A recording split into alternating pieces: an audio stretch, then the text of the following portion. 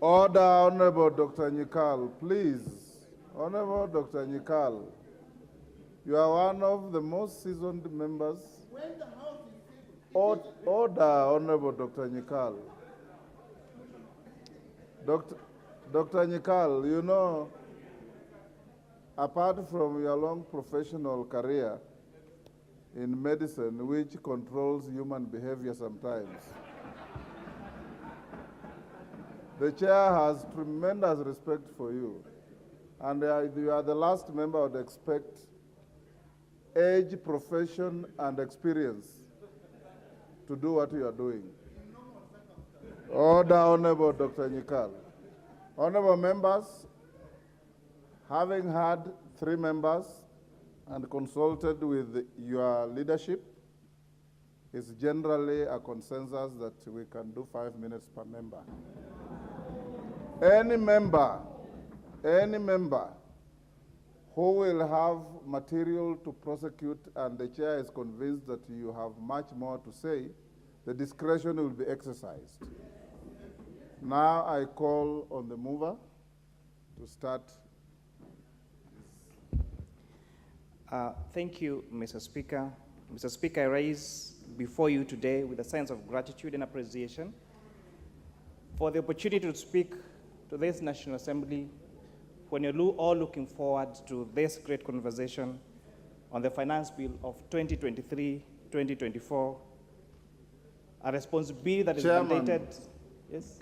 You start by saying, Mr. Speaker, sir, I beg to move that the Finance Bill be now read a second time. Thank you, Mr. Speaker. Then you move the way you are moving. Thank you, Mr. Speaker. Mr. Speaker, I rise to move that this Finance Bill be read for the second time. Honorable Speaker, I hold a lot of gratitude for the responsibility that bestowed on the Committee of Finance and National Planning as per the Standing Order number 245. The Committee of Finance and National Planning carried out the most extensive public participation in the history of Parliament. Our members of the committee sat between 10 and 12 hours every day listening to the members of the public, listening to various views of Kenyans. Our members of Secretariat sat hours reviewing the over 1,500 memoranda that were sent to us by email, taking care to respond individually to each of those emails with comments and noting those comments in our report, a report that we have annexed, that we tabled yesterday, that provide annexures of around 3,000 pages. Honorable Speaker, this comes at a time when we also, yesterday evening, we did the estimates and the appropriations, Honorable Speaker. It's very interesting to note that the Committee on Budget and Appropriations Committee, when they are doing their budget participation on the budget, the views of the Kenyans and the Kenyans who appeared before them all came with smiling faces, because they were saying, we want that road completed, we want that dam done, we want connection of water in our homes, we want extension of electricity connection in our homes. But, Honorable Speaker, the experience may not have been the same when we were asking the members of the public on the views of how that budget that they really wanted implemented, we would raise the funds to fund that particular budget, Honorable Speaker. Honorable Speaker, before I go to materials on the facts of the bill, it comes at a time when this bill faced a lot of falsehoods and political, I would call it political assassination, Honorable Speaker. I've listened to the members of the public, I've listened to members of this Parliament, Honorable Speaker, debating on some matters that will be contained on the bill. And one of them, Mr. Speaker, that I really found interesting and really unfortunate is the miscommunication, for example, on compensation of insurance services. I had members of the public say that if, for example, I lose my leg and I get compensated, then I'm going to pay 16% of that compensation. I had members of the public and even members of this National Assembly say that if an insurable loss occurs and, for example, I lose my car through insurance and I get insurance compensation, then I'm going to pay VAT on that insurance compensation. But, Honorable Speaker, I would like to refer you to page 240 of the bill, Clause 30, Section 9, and I read verbatim, that where a bona fide owner of a taxable supply who has deducted input tax under subsection 1 is compensated for the loss, that compensation that includes VAT shall be declared and the VAT thereupon remitted to the commissioner. Or B, if the compensation does not include VAT, the compensation shall be declared and subjected to VAT and the tax remitted to the commissioner. Keywords here, Honorable Speaker, is taxable supplies. And I want to ask members of this House and members of the public, is insurance compensation for your leg a taxable supply? Is a compensation of your car when you get involved in an accident a taxable supply? Is when the goods of your home get burned because of a fire, is that a taxable supply? And perhaps to get a little technical here, Honorable Speaker, what this clause purports to mean, where businesses actually hold goods that are vatable, then they would have paid input tax on those particular items. So if they get compensated plus the VAT that they ask for a refund, and then they go ahead and charge output VAT on those particular services, on those particular goods, Mr. Speaker, then it would have been deemed they received that compensation for VAT twice. So this double VAT refund is what this clause, Honorable Speaker, was trying to cure, and that is what is contained on the bill, Mr. Speaker.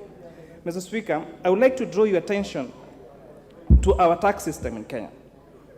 Our tax revenue as a share of our GDP has remained consistently at approximately 15%. This stagnation is a cause of concern to the Committee of Finance and National Planning, and this is some of the issues that this particular bill, Honorable Speaker, wanted to address. In comparison, Honorable Speaker, with several African countries, Botswana's tax revenue per GDP is at 24%. Mauritius is at 18%. Zambia's is 17%. But Honorable Speakers, ours has remained consistent at 13% as of 2021. These countries, Honorable Speaker, have managed to achieve higher tax revenue collection rates. The disparity highlights, Honorable Speaker, is a need for us to reassess our tax policy and explore more effective ways of enhancing revenue mobilization. Honorable Speaker, I would like to talk about our economy for the past decade. We have witnessed an evolution in our economy with the emergences of employment opportunities in the digital market space. Additionally, a majority of jobs have been created during this period and have been in the informal sector, employing approximately 80% or 18 million shillings of our Kenyans in 2021. Mr. Speaker, the Finance Bill of 2023 had several tax proposals that will enable the country to increase its tax base, essentially increasing its revenues. The committee carried out the public participation and deliberated on the matters which informed the following decisions. For instance, Clause 2, which deals with the definition of terms, Honorable Speaker, had the definition of winnings when it came to the betting sector, Mr. Speaker. Something that we addressed, and the bill now try to tighten up on those particular winnings so that it doesn't lead to loss of revenues to the government of Kenya, Honorable Speaker, and also it doesn't crowd out potential businesses to live and go and set base outside this country, Mr. Speaker. Clause 5 of the bill suggests imposition of taxes on club entrances and subscription fees for employees. However, if it's implemented, this would result in double taxation, as both the employee and the employer would be taxed on these fees. In response to this concern, the committee made the changes to the clause, allowing that the taxation to be applied only for the employer's income instead. Clause 10, Honorable Speaker, of the proposed registration introduced a new tax called the digital asset tax, specifically targeting the taxation of profits generated from digital assets, such as cryptocurrencies and non-fungible assets, the one we call NFTs. Many stakeholders expressed their desire to have this proposal removed, as they believed it would discourage traders.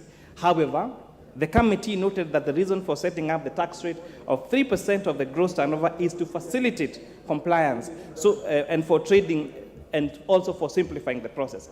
It will note, Honorable Speaker, that Kenya becomes now, if this bill passes as a man, Honorable Speaker, becomes one of the first countries in the region to recognize cryptocurrencies and digital assets and bitcoins as a way of a form of payment, as a form of trade, and therefore generating revenue from these particular digital assets, Honorable Speaker. The committee observed that clause 12 that restricts expenses without e-TIMS invoices as complemented by clause 57. This would exempt individuals from registering in the electronic system management system. The exemption ensures that small traders, the one we popularly known as mama mbogas, and those that are in the formal sector are not negatively impacted by this particular proposal. Additionally, therefore, the commissioner we have proposed will ensure administrative guidelines to address any concerns regarding the implementation of this system. But we have uploaded that there is a need to have every trader and every business person in the country operate within the e-TIMS system, Honorable Speaker, and this we realize will enhance both revenue collection and reduce the cost of tax administration. Honorable Speaker, stakeholders expressed their concerns on clause 20, which would require that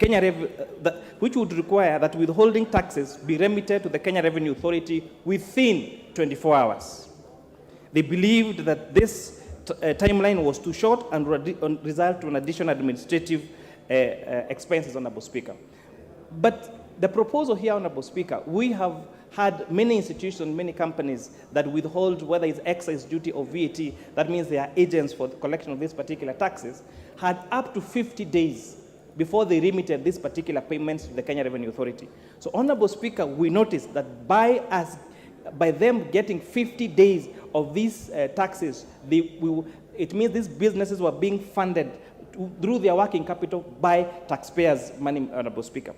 But again, from having between 20 and 50 days to remit these monies to KRA to under 24 hours, we found that 24 hours was a little too ambitious, and the committee amended that and said we would allow that these businesses can remit these particular taxes within 5 working days. The key word here, working, Honorable Speaker, also takes care of the complexities of weekends and and official holidays, Honorable Speaker. Clause 24 was one other very contested by many stakeholders. They were concerned about the proposal to increase pay rate for individuals earning more than 500,000 shillings.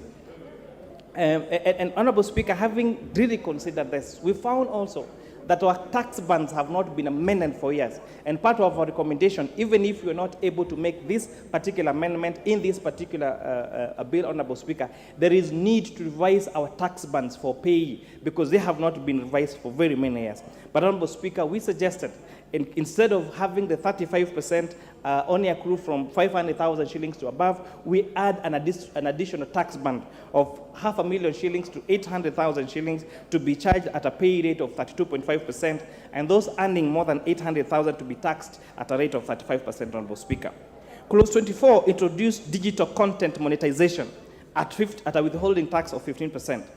However, we notice that this is, if you compare the withholding tax on other professions, whether it's legal fees, accounting fees, management fees, and all the other professional fees, withholding tax on all these particular fees is at 3%, Honorable Speaker. And that is why we found that charging digital content creators at 500% more was unfair and punitive to this very, very growing sector, and we propose that this withholding tax be reduced to 3% withholding tax, Honorable Speaker. And it's good also, Honorable Speaker, to appreciate the expansion of this particular sector. We have got very, very many Kenyans, especially young Kenyans, who are exerting very, very well on this space.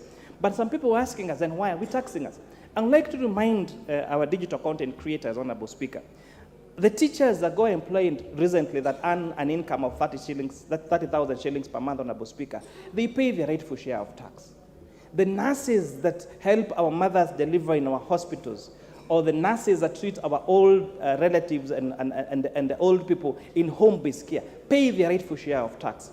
The doctors that work day and night to save lives of this particular country the emergency attendants that work in our ambulances pay their rightful share of taxes, Honorable Speaker. So we are really asking, we are not asking you to pay 15% or digital content creators, that is too much, but we are going to politely ask you to pay 3% withholding tax so that we can generate revenue to connect other people to the national grid of electricity in our villages so that they can also get a chance to also participate in this sector that you are in, Honorable Speaker. And I like the introduction of this has also opened a national dialogue about digital content creators.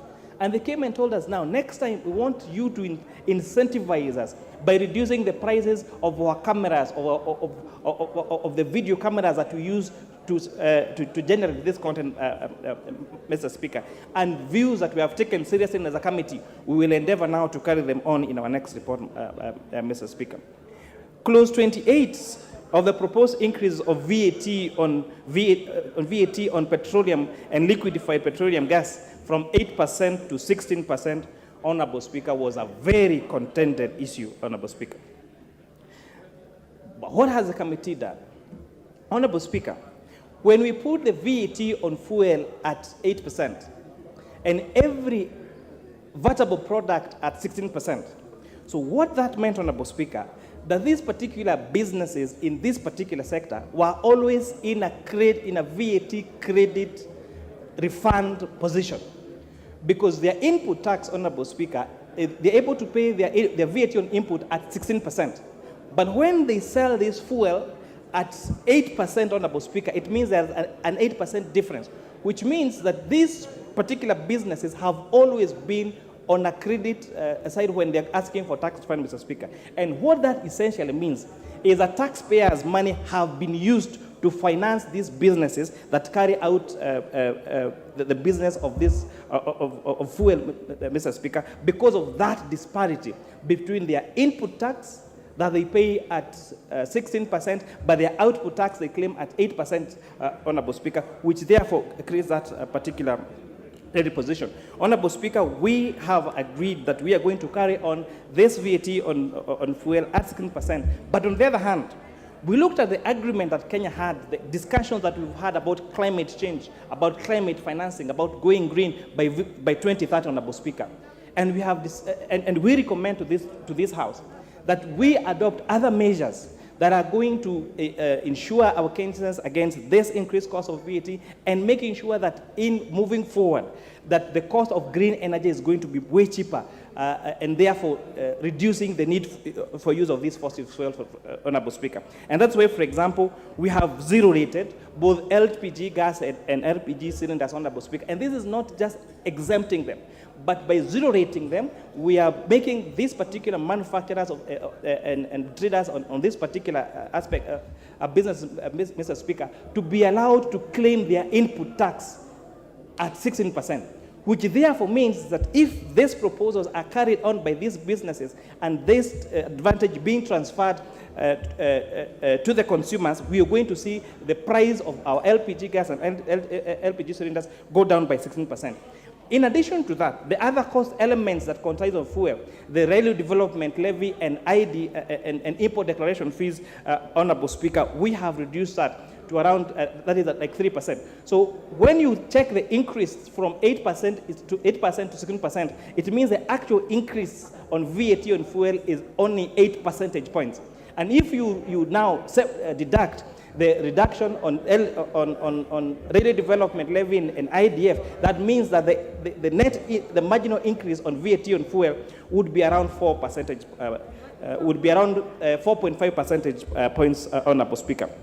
On this also, we are looking forward to having most of the imports. The data from our Kenya Revenue Authority, from the Customs Department, has shown that most of the motor vehicles that we're importing in this country are hybrid cars, because Kenyans are now going to motor vehicles that don't rely wholly on fuel, but are both, and that are semi-electric and semi-use fuel, Honorable Speaker. And as such, we have incentivized manufacturers of electric motor vehicles, electric motorcycles, electric border cycles, so that in the long run we grow our manufacturing of electric buses, electric vehicles, and electric motorcycles. And not just that, zero-rated also their charging system or their charging units. And we look forward, just like countries like the United States of America or the UK, where most of the means of transport, whether it is buses or motorcycles, Honorable Speaker, are going to be electric and therefore reducing the need for use of fuel, Honorable Speaker. Key to note, Honorable Speaker, one of the greatest challenges you're facing as a country has also been the depreciation of the Kenya shillings against the US dollars, Honorable Speaker. And the oil component, the amount of money we are spending per month, per annum, importing this fuel is a point of concern. So until that time, when we explore our own oil and have our own oil, Honorable Speaker, we have to think about alternative sources of energy that are green, that are cheaper, and that are sustainable, Honorable Speaker. We also was interesting to find innovations that have been done by some companies. And I would like to give an example of an institution called Coco that makes biofuel. They have come up with an innovation of stoves and canisters that reduce the cost of safe fuel for use for cooking at home to Kenya shillings, 10 shillings per meal. That it can cost you at least around 10 shillings to prepare a meal at home. And how much does that cooker and that canister cost? Only 1,500, Mr. Speaker. And these particular institutions, we have seen them expand across the country. And if we continue to incentivize use of clean energy for cooking, we are going to get away from these fossil fuels and reduce the pressure on our imports, Honorable Speaker, therefore leading to a stabilization of our shilling and make the movement of particular sectors and our consumables much more cheaper, Honorable Speaker. Honorable Speaker, our committee also introduced an amendment to the first schedule of VAT Act, incorporating taxable food supplies that are made for the school feeding program, acknowledged by the Cabinet Secretary of Education, Honorable Speaker. During a time when you're talking about hunger, when you're talking about food security, Honorable Speaker, and our school children, and our school-going children, we have seen efforts, even by county governments.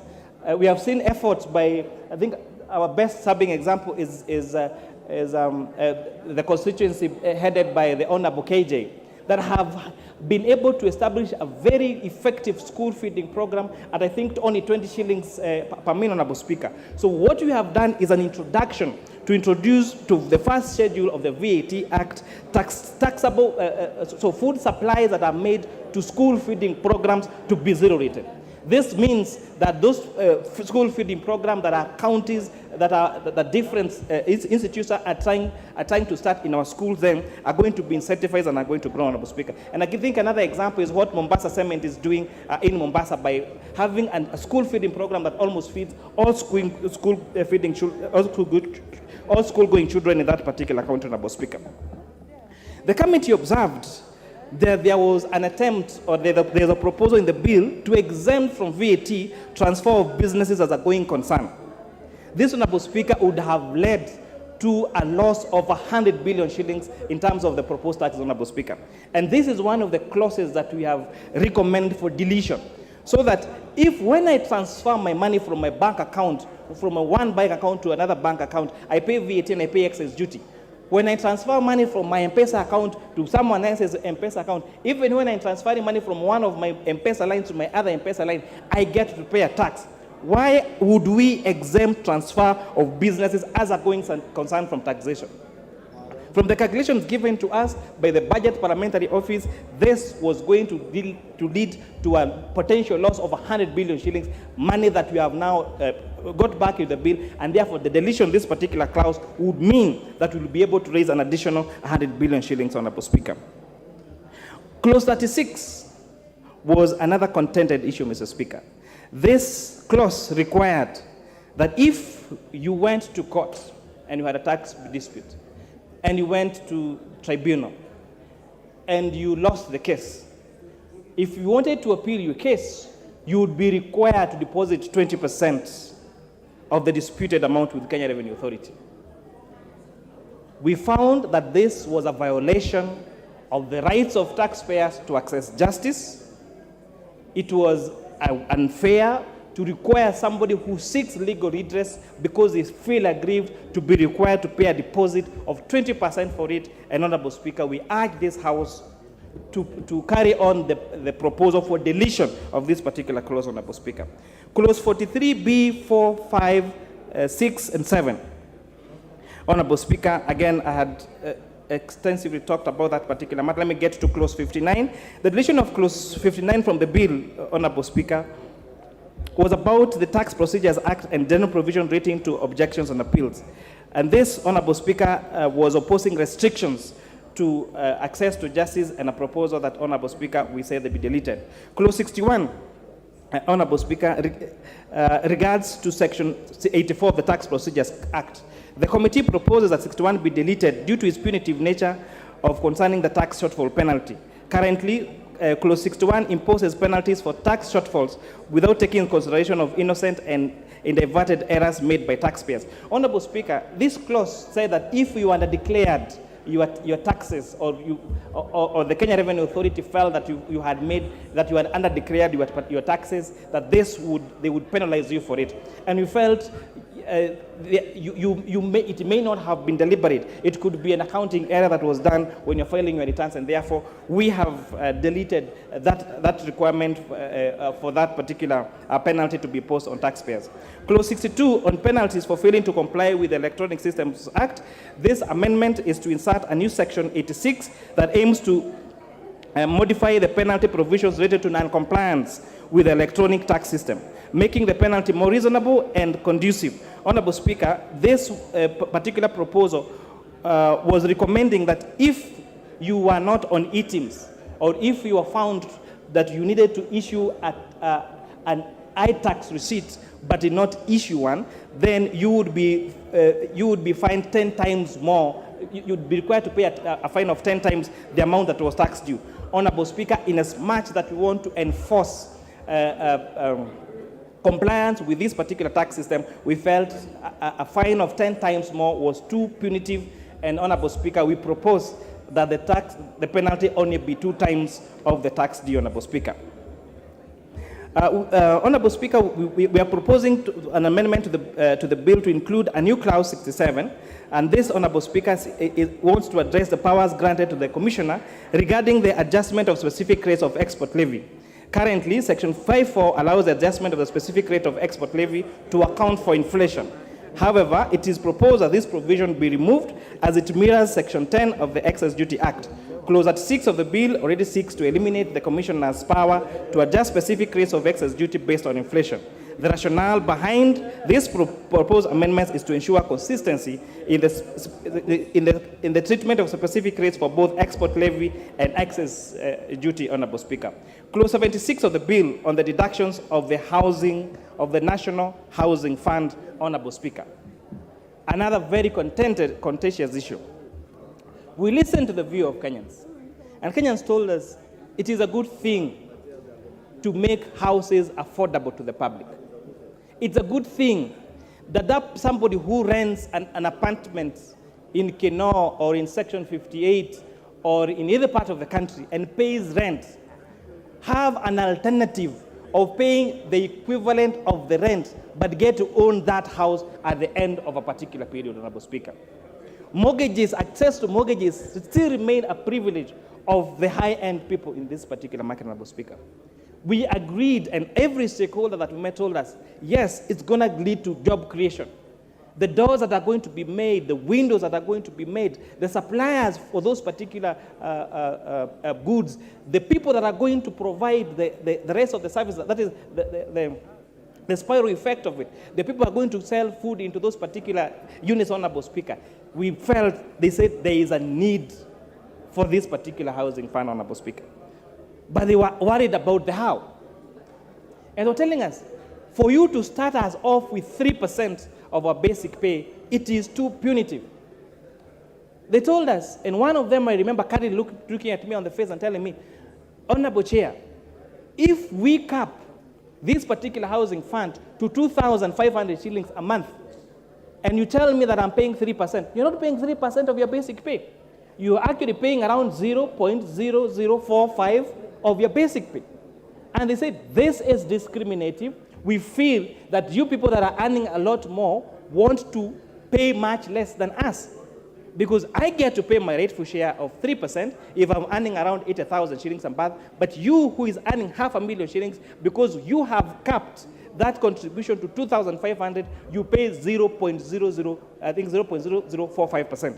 Honorable Speaker, we listened to the view of these Kenyans, and we propose a reduction in the housing fund contribution from 3% employer and 3% employee to 1.5% employee contribution and 1.5% employer contribution, Honorable Speaker.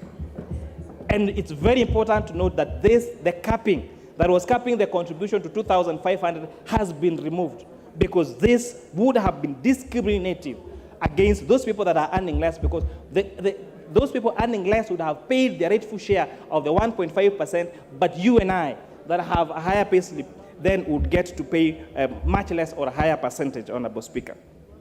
We have also established that these funds will go into the consolidated fund, Honorable Speaker, as per the PFM Act. Mr. Speaker, the shift towards the informal sector also poses challenges to our tax revenue. As the economy diversifies, the jobs opportunities arise in all sectors, it has become crucial to expand our tax base. Honorable Speaker, Kenyans told us that the few of us are paying taxes, but there are so many others that should pay the rightful pay of tax that are not paying. And key in point was the small businesses. And Honorable Speaker, on the proposal to have the turnover tax have a threshold of 500,000 shillings would mean that those people selling around 1,000 with the sales of around 1,600 shillings a day would be required to pay a turnover tax of 3%. Honorable Speaker, we saw this band too little, and we have therefore proposed to increase this band to at least 1 million shillings sales per annum to 25 million shillings per annum as those Kenyans that would pay the turnover tax, Honorable Speaker. And you're also telling them, people are asking, why are you taxing me on gross instead of taxing me on profit?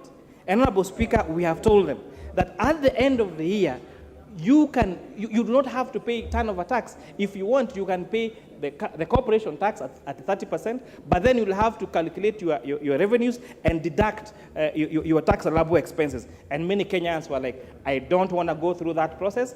Tell me how much I need to pay because I want to pay my rightful share of tax. I'll pay that, and we absolutely move forward, Honorable Speaker. With those many remarks, Honorable Speaker, I really would wish to thank the members of the committee. It was very tedious work. It was a lot of work. Most of us still have a back problem even now. Our members of Secretariat, they have been doing almost 24 hours of work to make sure that we put this particular report in order, Honorable Speaker. And because I want to give as many honorable members as possible to contribute to this particular matter, I only have one last statement to make, Honorable Speaker. The difference between tax-exempt and zero-rated. I find it quite baffling that we use tax exemption and zero-rate interchangeably. They are as different as heaven and earth. Because when services or products are exempted from tax, it means that those businesses cannot claim their input tax. And that makes the price of those particular products at least 16% more expensive. And that is why, although the bill proposes to exempt manufacturing of fertilizer, manufacturing of pharmaceuticals, manufacturing of human vaccines, manufacturing of pesticides, agriculture equipment, transportation of sugarcane from factories, from farms to factories, to be tax exempted. This committee, Honorable Speaker, has recommended in our report that these particular products and services be moved from tax exemption to zero rate, so that transfer of that manufacturing of fertilizer, manufacturing of pharmaceuticals, manufacturing of medicine, manufacturing of human vaccines that benefit be allowed to be transferred to the consumer by making those particular products 16% cheaper, Honorable Speaker. But we are hoping, and this I want to really urge the Kenya Revenue Authority to make sure that they enforce that once we transfer these particular privileges and this zero rating of these products and services, that benefit be transferred to the consumer. We want to see the price of LPG gas and LPG cylinders go down by 16% if this House approves this particular recommendation, Honorable Speaker. We want to see the cost of locally manufactured fertilizer go down by 16% if this particular proposal is accepted by this Honorable Speaker. We want to see the price of locally manufactured medicine and human vaccines and pharmaceuticals and agricultural pesticides go down by 16%, Honorable Speaker, if these particular proposals are accepted by this House, Honorable Speaker. We have a very ambitious, this bill has an ambitious plan of exporting mobile phones across Africa, Honorable Speaker. We have seen the demand of smartphones and mobile phones in this country, and we have a big potential to manufacture them. The manufacturers of mobile phones came and told us that, Honorable Committee members, if you zero rate these products that are used as raw materials for assembly of mobile phones, we would be able to manufacture mobile phones in Kenya, smartphones in Kenya at a cost of at least 8,000 shillings and be able to export this to other African countries, Mr. Speaker. We found this very revolutionary, and we urge this House to support this particular amendment, Honorable Speaker. We have had a huge influx in a digital space in terms of digital lenders, Honorable Speaker. But we found that the excise duty and the VAT on the transaction fees on digital platforms for mobile money and for digital lenders was discriminatory against that of the banks, because banks were getting preferential treatment by getting preferential rates. But, Honorable Speaker, our report aims at harmonizing the rates that are being charged by digital lenders and microfinance institutions to that of the banks, Honorable Speaker, so that we create a level playing field. Honorable Speaker, some of us, when we left school, the first thing we wanted to do was open a bank account. The people that are leaving school, the first thing they want to do is not open a bank account, is to have a digital wallet. And we're saying we need to incentivize this space. This is the next frontier in financial inclusion, and we are asking this Honorable House to agree with us and pass our report, pass the amended finance bill as proposed by the Committee of Finance and National Planning. And with those very many remarks, I want to donate the rest of my minutes so that this House can extensively debate this particular matter, and hopefully our good idea can give birth to a great idea, and that great idea can give birth to the greatest ideas. And with that, Honorable Speaker, I support, and I ask the Vice Chair of our committee, the Honorable Ambassador Benjamin Langat, to second. Thank you, Honorable Kimani. Who is seconding you? Danger. Yes, sir. Yes, Mr. Speaker. Mr. Speaker, I want to thank you for the opportunity to second this bill, and I rise to second this finance bill of 2023, Mr. Speaker. Mr. Speaker, you said yesterday that this bill has been transacted in funerals, churches, other social places, Mr. Speaker, and you advise us that we must now come to the House and transact this bill. Mr. Speaker, we have just come from a campaign less than a year ago. Some of the issues that were transacted or canvassed, Mr. Speaker, were mainly three issues, Mr. Speaker. One of them was cost of living. Number two, Mr. Speaker, our level of public debts. Number four, Mr. Speaker, is empowerment of the youth. Mr. Speaker, it is in the public domain that our public debt is the highest ever, Mr. Speaker. And because of itinerance of commission or omission, Mr. Speaker, we found ourselves there. Mr. Speaker, if I was to liken Kenya to a public company, Mr. Speaker, I would say Kenya is a very high-geared company, Mr. Speaker. We have borrowed more than what we should have done, Mr. Speaker. And those of us who are accountants, who have managed public entities, Mr. Speaker, you know when a company is high-geared, Mr. Speaker, you have two options. One is to close the company, Mr. Speaker.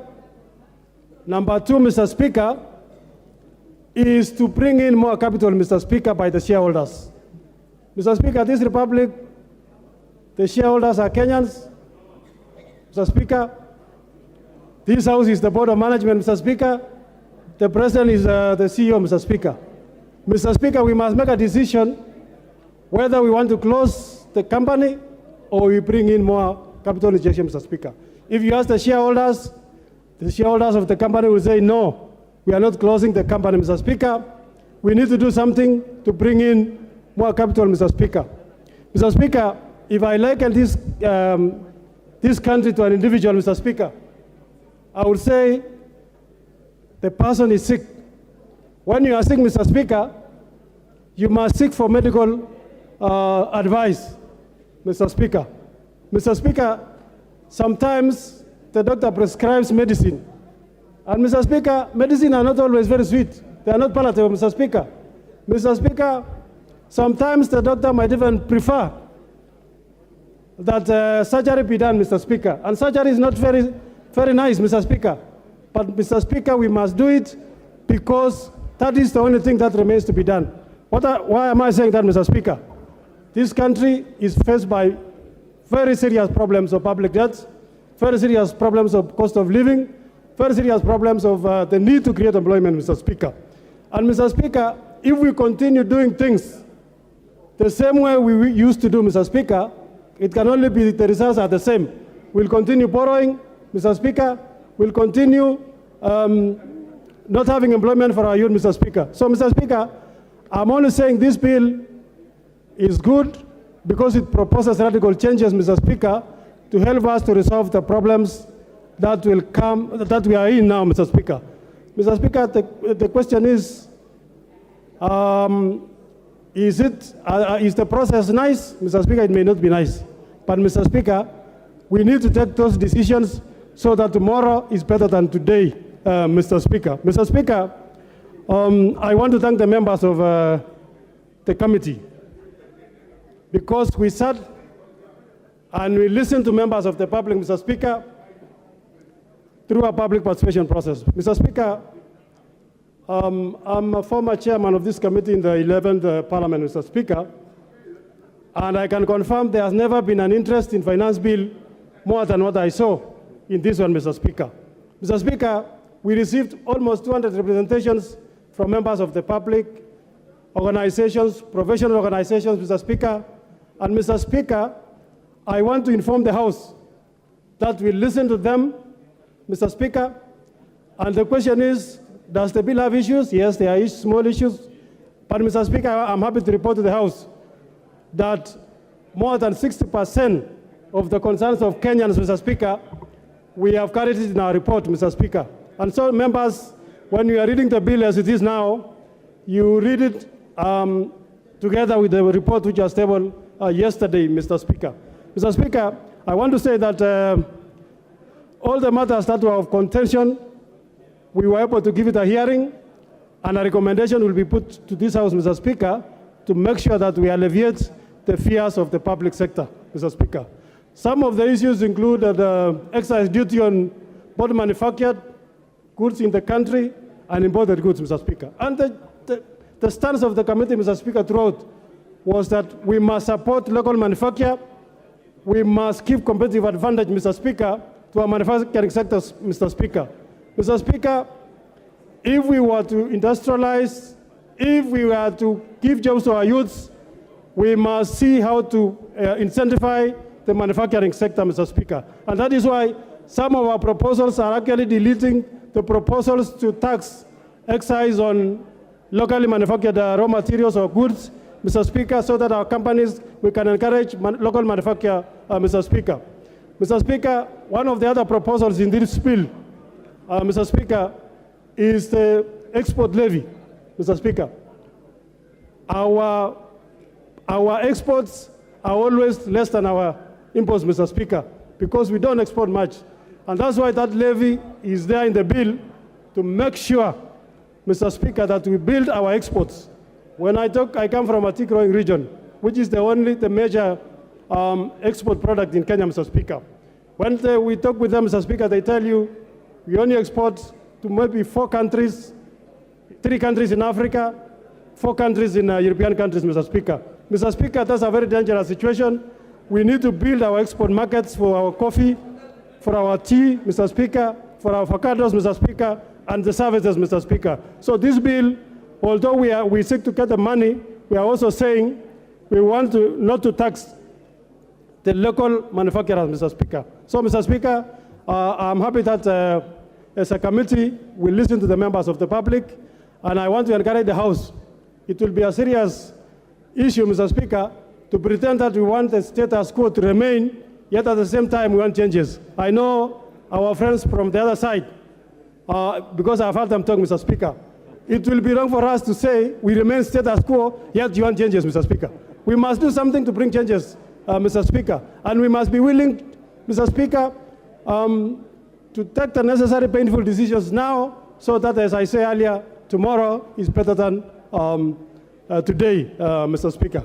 Mr. Speaker, so that I give time to other members, I want to say I support the bill, including the amendments. I second the bill, including the amendments that will be brought at the right stage, Mr. Speaker. And I want to encourage them, all the members to rise to the occasion, Mr. Speaker. We become bold. We reduce our public debt, Mr. Speaker.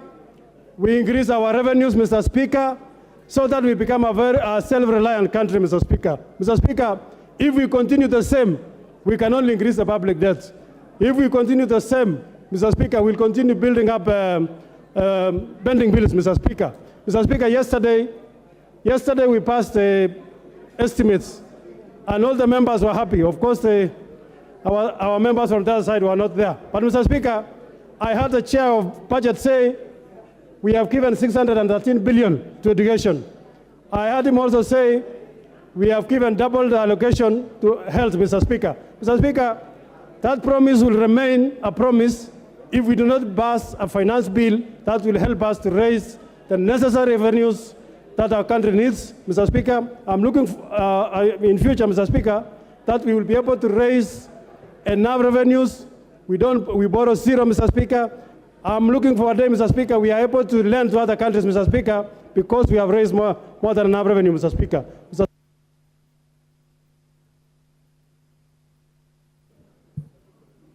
Order, honorable members, before I propose the question, allow me to recognize the following schools in the speakers and public gallery. St. Francis Secondary School, Mwea, Kirinyaga. Al-Amin Stare, Nairobi. Kinderville School, Mavoko, Machakos. St. Hannah's School, Westlands, Nairobi. On your behalf and on my own behalf, I welcome the students and their teachers in the House of Parliament.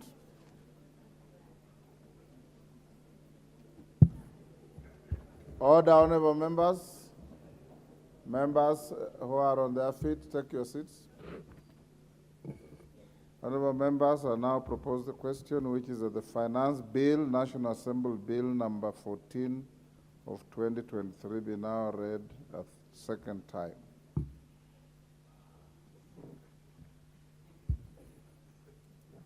As usual, the screen is full.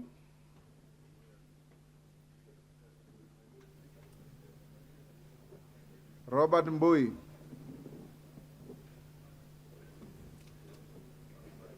Thank you, Mr. Speaker, for this opportunity. Mr. Speaker. Compose your thoughts and deliver your messages in 5 minutes. One more because you've taken part of it. Mr. Speaker, first and foremost, I want to say that this is the most contentious finance bill since I was elected in this House in 2013.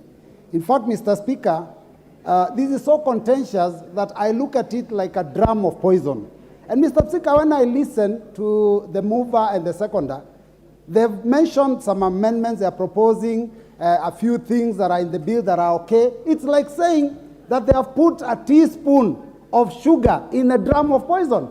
Mr. Speaker, for me, I think this bill is something that we must reject in its totality. Mr. Speaker, the economic situation in this country is very dire. Kenyans are struggling. Kenyans are suffering. Mr. Speaker, very few Kenyans can actually put 3 or 4 square meals in a day on the table. Mr. Speaker, Kenyans are asking themselves, do we put food on the table for our children, or do we pay fees? Do we buy clothes? Everything is difficult. Life is difficult. Mr. Speaker, that is one of the reasons why you saw our team of Azimio going to the streets, because we are feeling that somebody needs to start caring for the hustlers. Mr. Speaker, 1,000 shillings a few months ago could buy, maybe even fill a paper bag. Mr. Speaker, today, with 1,000 shillings, you cannot even buy 2 kilos of sugar, 2 kilos of unga, 2 kilos of cooking flour. I mean, it's already finished, Mr. Speaker. So I'm telling you, it is a very bad situation. Now, this bill, when we heard that there was going to be some proposed amendments, we thought they would deal with those things that are affecting the cost of living. 16% VAT on petroleum products has been retained. Mr. Speaker, what does that mean? That the cost of everything transported, goods and services, will go up. The cost of electricity will go up. Mr. Speaker, there's also advance tax that has been proposed on personal public service vehicles and, of course, on transporters. Again, Mr. Speaker, the minute you increase taxation, what it does, Mr. Speaker, is that will be passed on to the end user. And, Mr. Speaker, the end user is that person that we call the hustler. Mr. Speaker, who will speak for the hustlers? Mr. Speaker, our turnover tax, which is a tax on doing business where there is no profit, has gone up from 1% to 3%. Mr. Speaker, how do you tax people for having the dream of opening up a business? And we are being told that those at the bottom of the bracket are going to be raised, they are going to be assisted. Mr. Speaker, this was a hoax. Now Kenyans can see for themselves that there was never any good intention from this Kenya Kwanza regime. Mr. Speaker, this house must stand up to be counted. And this house must listen to the voice of Kenyans. Over 93% of Kenyans have said we reject the finance bill. 93% of Kenyans, those that voted for us. Mr. Speaker, I am shocked that members of the House can stand up and say, despite the fact that our voters are unhappy with the bill, we shall continue and vote in its support. Mr. Speaker, Yes, there's a point of order from the majority leader. There shouldn't be point of order. It is part of your debate. Honorable Speaker, I rise on standing order number 91. And I hear Robert Mbui saying there should be no points of order. But I think that is a prerogative of the Speaker. Honorable Speaker, standing order 91 speaks to the responsibility for statement of fact. And I've listened keenly to what the Honorable Mbui is saying. And Honorable Speaker, you did invite us to debate the finance bill. And it's only imperative on us that when we debate the finance bill, we restrict ourselves to facts that are in the finance bill and not use this opportunity, Honorable Speaker, to deliberately mislead the country or play to the gallery.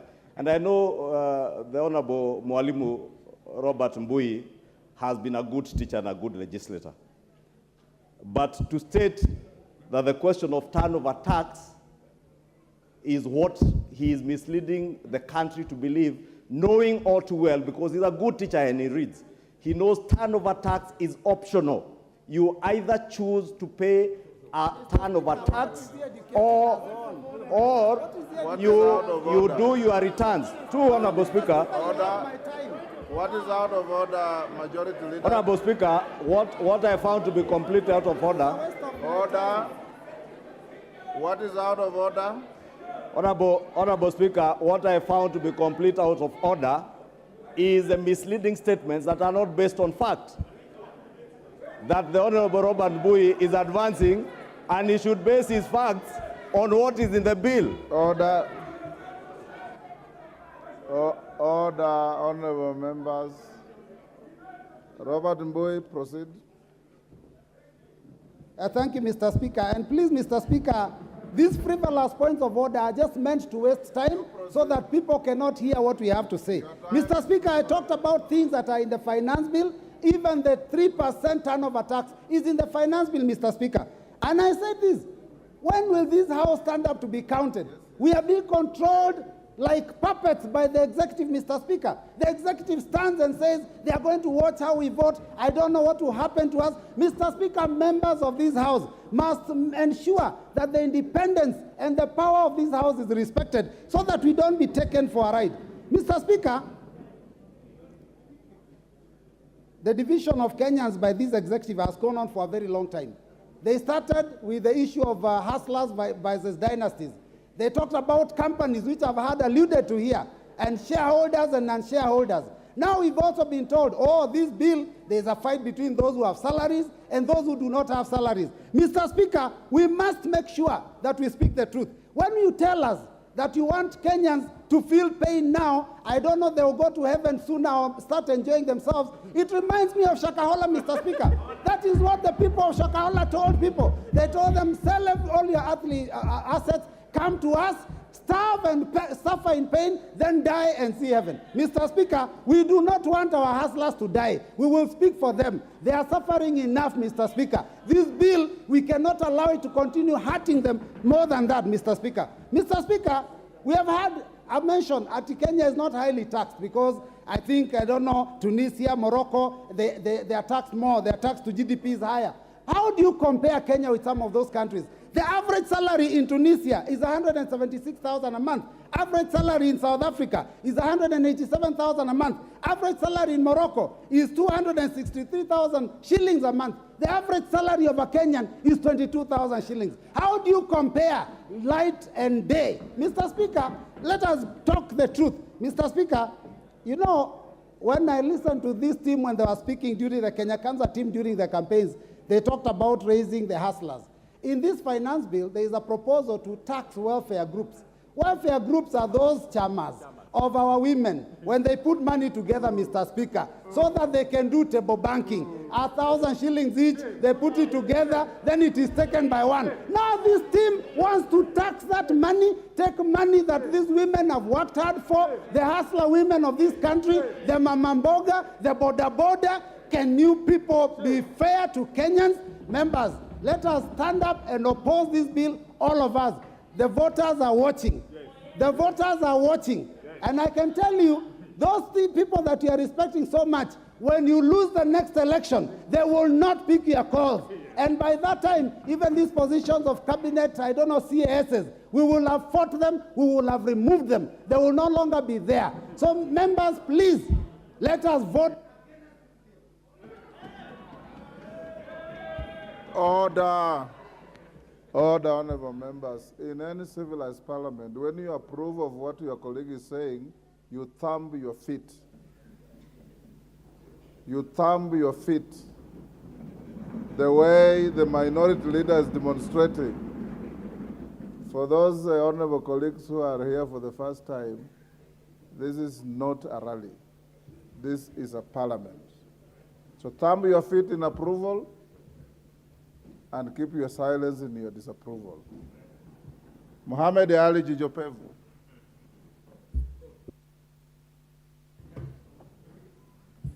Asante sana Mheshimiwa Spika.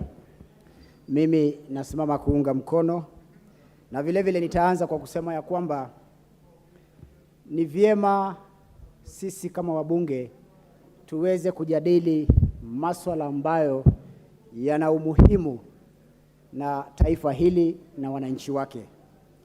Ikiwa tutaanza kufanya mazungumzo ya kuleta uvumi na fitina, basi hatutakuwa tunasaidia mwananchi wa kawaida. Nikiangalia hii bill, Mheshimiwa Spika, na hili bunge lina wabunge wengi zaidi ya 300. Na asilimia kubwa ya wabunge ni wale ambao wako nje. Na hawa wabunge wakifika katika majukwaa wanaenda kuchochea wananchi pasi na kuwaambia ukweli. Kuna mbunge wetu kutoka upande wetu ambaye pia ameenda kuchochea wananchi, lakini leo katika bunge hili hayuko hapa kujadili haya masuala ya fedha ili kuwafanya Wakenya waweze kuelewa zaidi.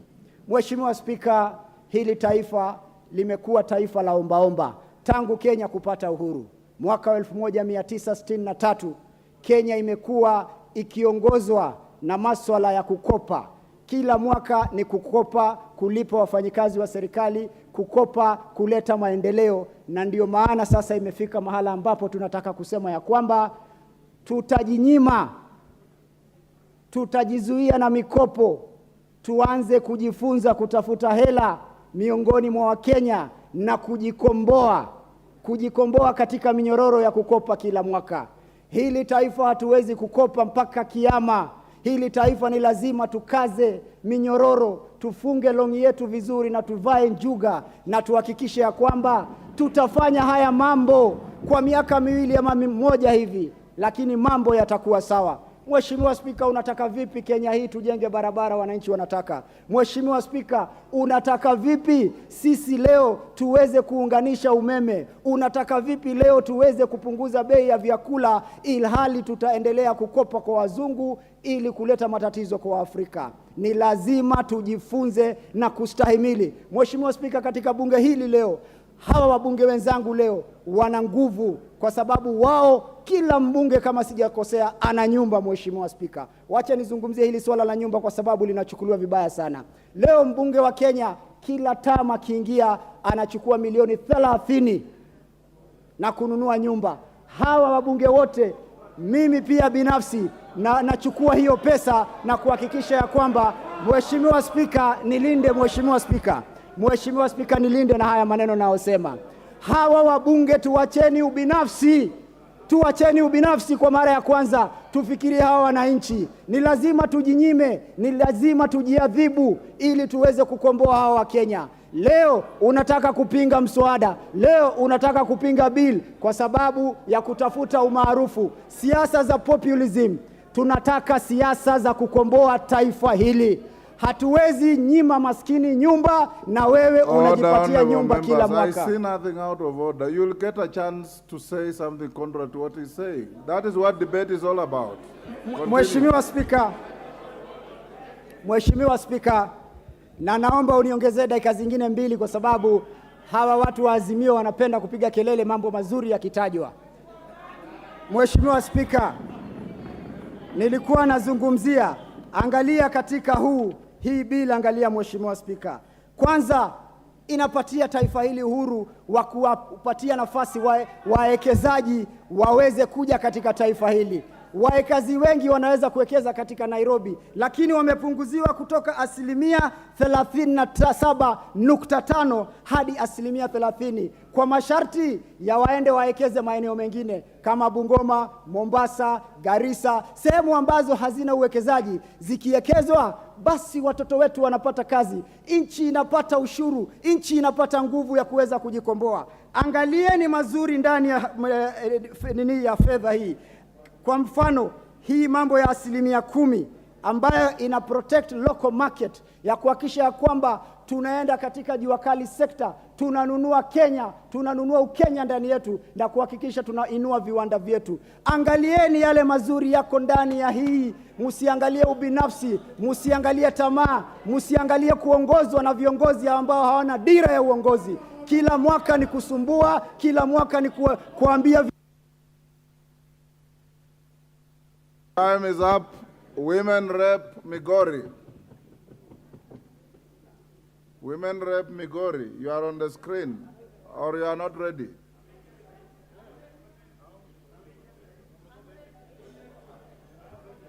If you are not ready to speak, please take out your card from the screen to free for others. Go ahead, Women Rep Migori. Thank you, Mr. Speaker, for giving me this opportunity. The minutes that you give me, sir, I request that I speak for 1 minute and donate a few to my colleague. You cannot donate any time. Thank you, sir. All the same, I'll speak. Yes. My opinion is this, and I speak as a member of parliament for Migori County. The committee has reported that they went round and the people of Kenya suggested that they bring it to 1.5, the housing levy. They are not being sincere unless they were doing this out of Kenya, but not in Kenya. Kenyans are saying 0. They don't want it. They are not interested. They are not aware of your 1.5. And I'm questioning this. If you are dishonest, even after speaking to wananchi, where is your honesty? Chair, You said that people told you that they want 1.5. Right now, I'm receiving calls and SMSs, and they're telling me, Fatuma, speak for us. In Migori County, Kenya at large, we are not aware of that 1.5. You never visited Migori. I believe you didn't visit anywhere other than your small offices. You sit there, take coffee, and make decisions for Kenya. We are telling you we are not interested in your levy. We want food on our tables. Our children are going hungry. We don't need houses. We are living in our grass thatch houses. We are comfortable with those houses. All we want is food. And as a youth, I'm telling you, shame who? Shame on you. I am not aware of your input. And I'm telling you, you should be ashamed. You are lying either for yourself or for your government. As the people of Kenya, as a youth, I am telling you, whatever you promised us in your agenda, keep your agenda and stop shaka-hollering us. We are not interested in your house. It will not even come even if we give you 100% levy. We know the truth that you don't keep your promises, and you're not going to twist us in this. Stop lying to Kenyans and face reality. Kenyans wamechoka. They are not interested in this house levy. They're asking for one request. Please give us food. Don't give us houses that do not exist. After all, as a Muslim, there is a golden house waiting for me in heaven. I don't need one from Kenya Kwanza. Thank you, Mr. Speaker. Wakili Mureu. Wakili Mureu. Rendekeri.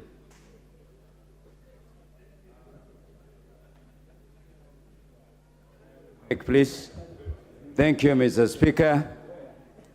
I am not going to dwell on shouting and populism. I will go to the facts. Mr. Speaker, we are dignified members of this House, and we have a moral responsibility of guiding our thoughts and our future. Mr. Speaker, this committee is not made of tweets. It's made up of professionals who we believe have done a good job. They never sat anywhere taking coffee. They listened, and this member who has just spoken has experienced a lot of ignorance as a member of parliament. It's very unfortunate that we can continue saying our people can continue staying in that house. Mr. Speaker, on the issue of housing, I am the Vice Chair of Housing, and I'm not ashamed of standing here to say I am so impressed by the outcome of this amendment.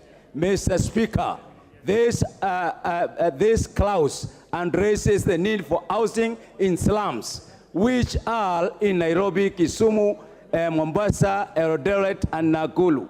Mr. Speaker, we are members of parliament in these chambers who are leading constituencies where 50% of their residents stay in slums. What we are trying to do and what the Kenya government is doing is to uplift the standard of these people according to Article 43 of our Constitution.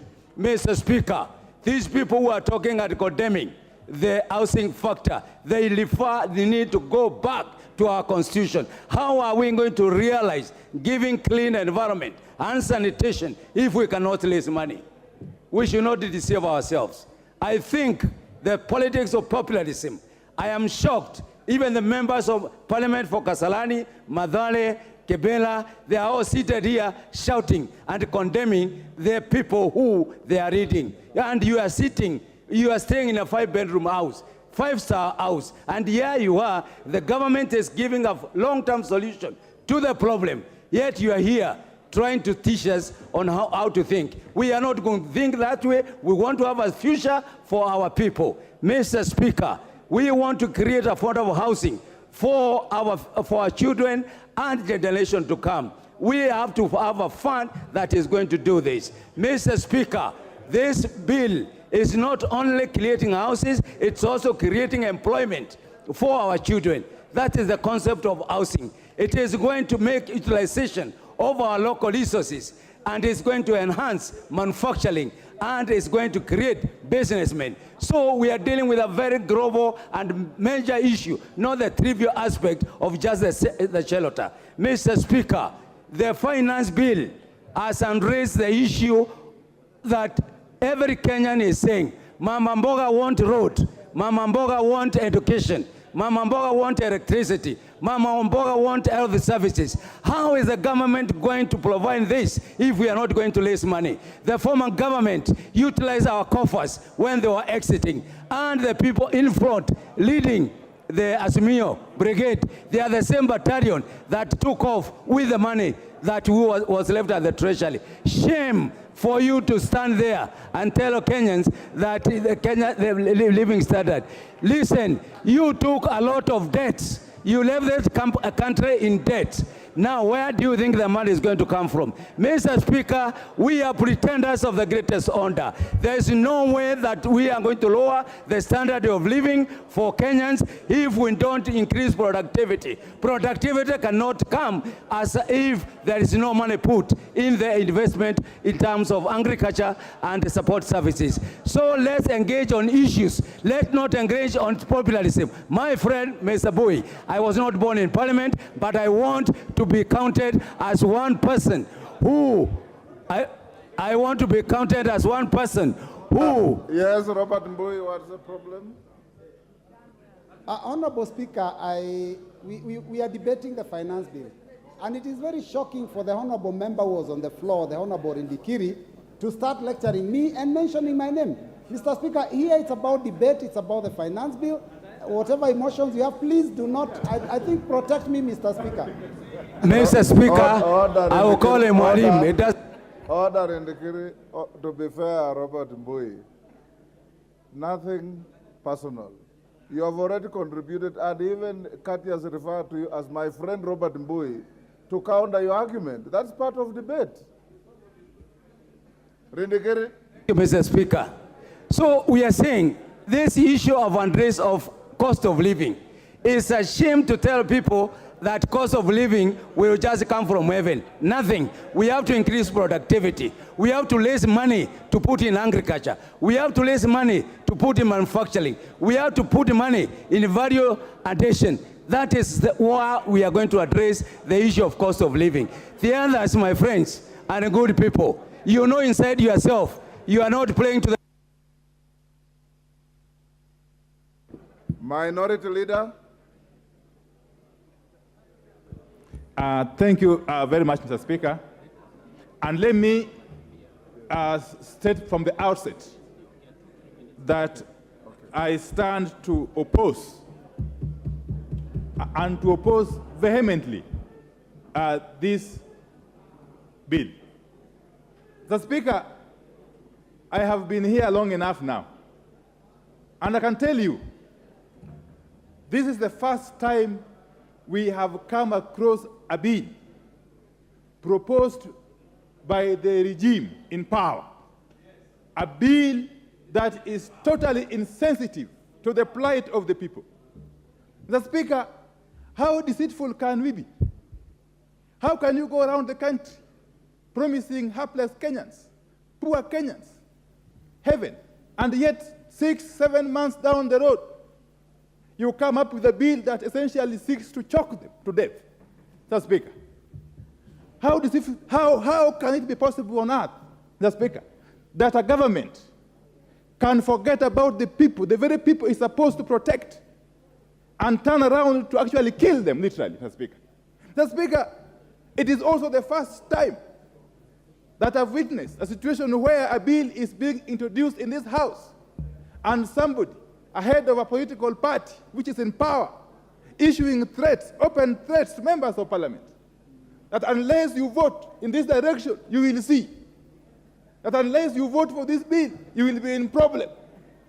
That unless you toe the line, you will know who I am. Mr. Speaker, in which country are we living, Mr. Speaker?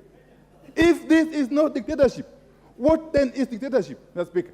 Mr. Speaker, going through this bill, Mr. Speaker, what is that on? There's a point of order from your colleague. Honorable Speaker, is it in order for the minority leader to mislead the House that His Excellency the President has said that if you do not pass the bill, you'll know who I am? Can he be able to substantiate those claims, Honorable Speaker? At no time did he mention It is actually Tinga that said that, Honorable Speaker. Order, honorable members. avoid unhelpful insinuations. The Honorable Minority Leader at no time mentioned the President. He probably is meaning Ichungu or somebody else. Let him continue with this argument.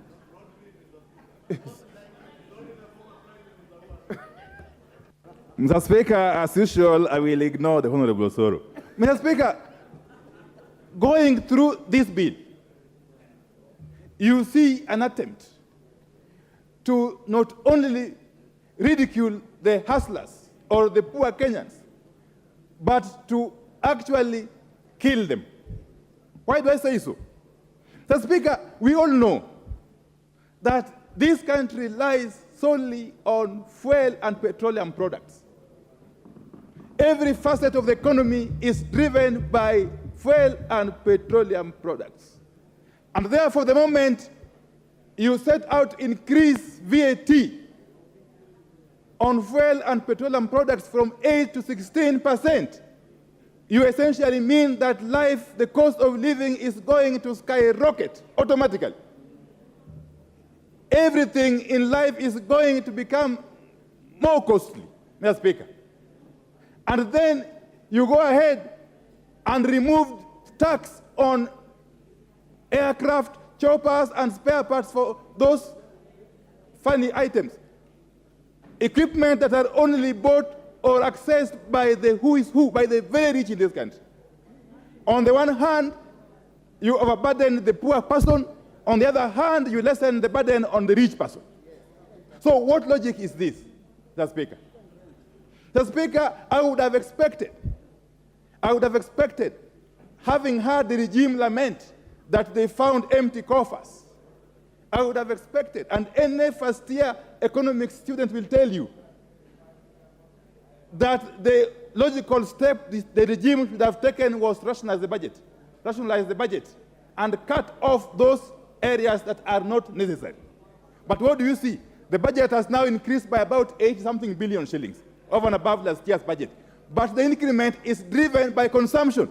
You see the money allocated to the office of the president, the money allocated to the office of the deputy president, the money allocated to the office of the Prime's cabinet, whatever. Monies that are going to service consumption, to host banquets, to buy flowers, to buy tea, Mr. Speaker. This is a perfect case of a regime which is living on a different universe, not on earth, Mr. Speaker. Mr. Speaker, you can go on and on. Take the case of the housing levy. Up to now, including, and I let it very clear, my good friend, Honorable Kimani Kuria. Up to now, they have refused to define what this animal is. We do not know whether it is a levy, it's a tax, it is a fine, it's a penalty. Nobody knows, Mr. Speaker. And then they come here and want to tell us that they have reduced it from 3% to 1.5%. Mr. Speaker, they have even worsened the situation now. The situation has now worsened because the cap which was there initially of 2,500 has been removed. Now they have targeted even those who are earning bigger salaries more. Now they have attacked the low person, the middle person, and the higher person. Mr. Speaker, let me tell you, in the village where I come from, we have got public servants. We have got employees who have toiled for years. Some of them are left with about 5 years to retire. They have got their own houses, which they have built through different schemes. You want to tell them to part with 1.5% of their pay, Mr. Speaker, to deposit in a scheme who nobody knows the intention about.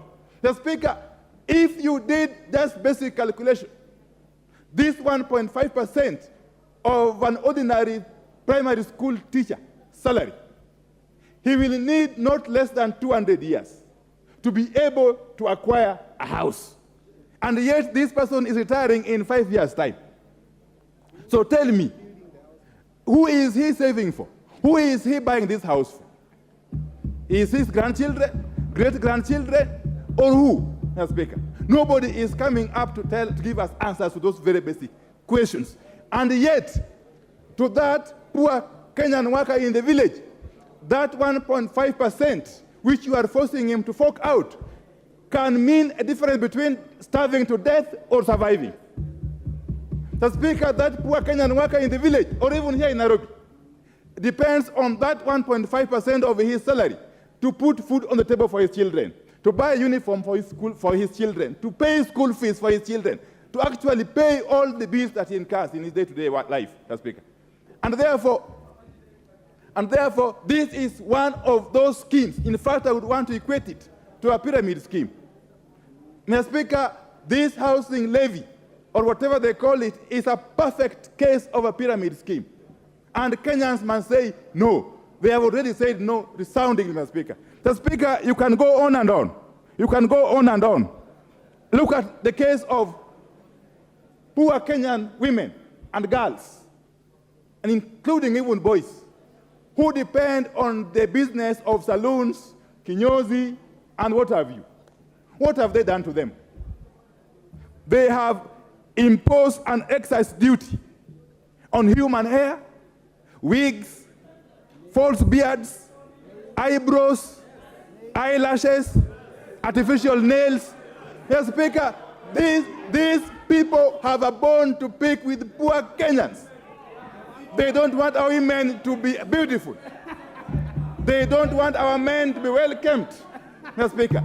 They are basically strangulating every other poor Kenyan who is struggling. Mr. Speaker, as we speak, those saloons, those kinyozis employ hundreds of thousands of Kenyans. Hundreds of thousands of Kenyans are employed and depend on those kinyozis, those saloons. If you come out and impose such taxes, you are essentially telling them to go back to and engage in other nefarious activities, Mr. Speaker.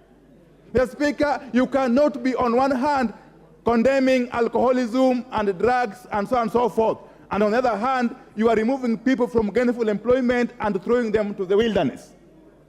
What a contradiction is that, Mr. Speaker? Mr. Speaker, this bill, as I conclude,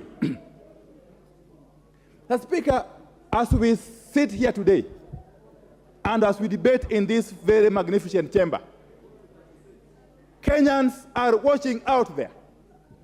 In fact, I have received since 1 hour ago, not less than 200 messages from Kenyans who are watching us. It is therefore incumbent upon us to choose where we want to stand. Do we want to stand on the right side of history or on the wrong side of history as a house? Because Kenyans are watching.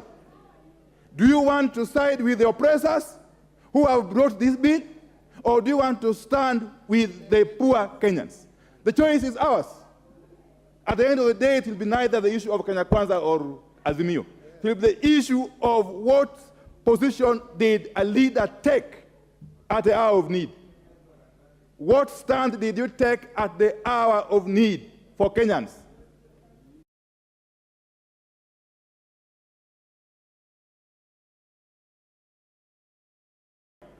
They are watching.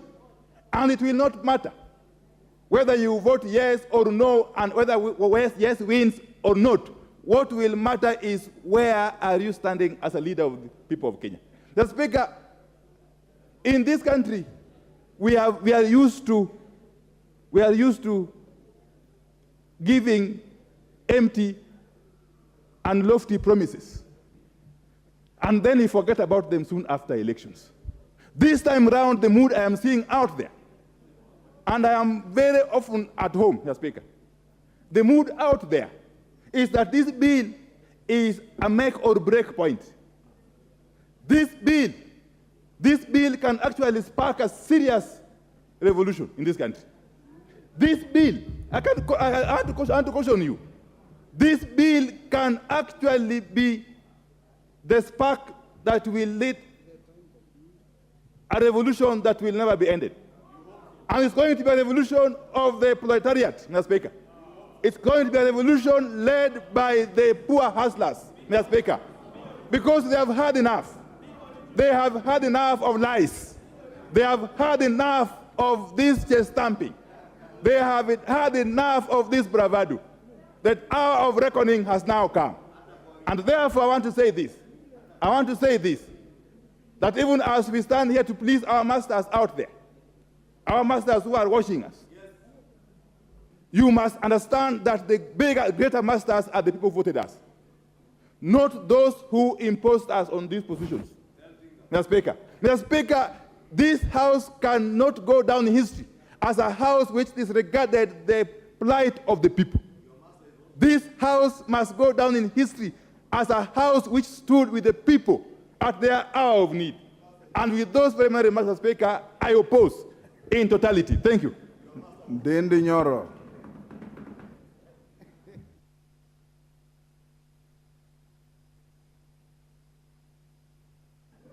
Thank you very much, Honorable Speaker, for a chance to contribute in regards to the finance bill. And of course, I rise to support. And Mr. Speaker, I would want to take this opportunity to contextualize the debate you are having and the ramifications of this debate. Mr. Speaker, we just debated our estimates, which we concluded through the Committee of Supply yesterday. Mr. Speaker, we read a budget of 3.679 trillion Kenya shillings, and that is the correct figure. We are not adding our budget by the other figures I'm hearing flying around. Our budget is actually precisely 3.67 trillion Kenya shillings. Honorable Speaker, I want to contextualize because the work of the Finance Bill and the Finance Committee, of course, together with the Debt Committee, is to fill in the revenue side of the budget. And what we did yesterday and we have been doing is the expenditure side of the budget. Honorable Speaker, any government have only 4 areas of raising revenue. That is the ordinary revenue, the A in A, the grants, and Honorable Speaker, if we have privatization. Honorable Speaker, the current budget as it is, our revenue side, 2.57 trillion Kenya shillings is ordinary revenue. 347 billion Kenya shillings is appropriations in aid.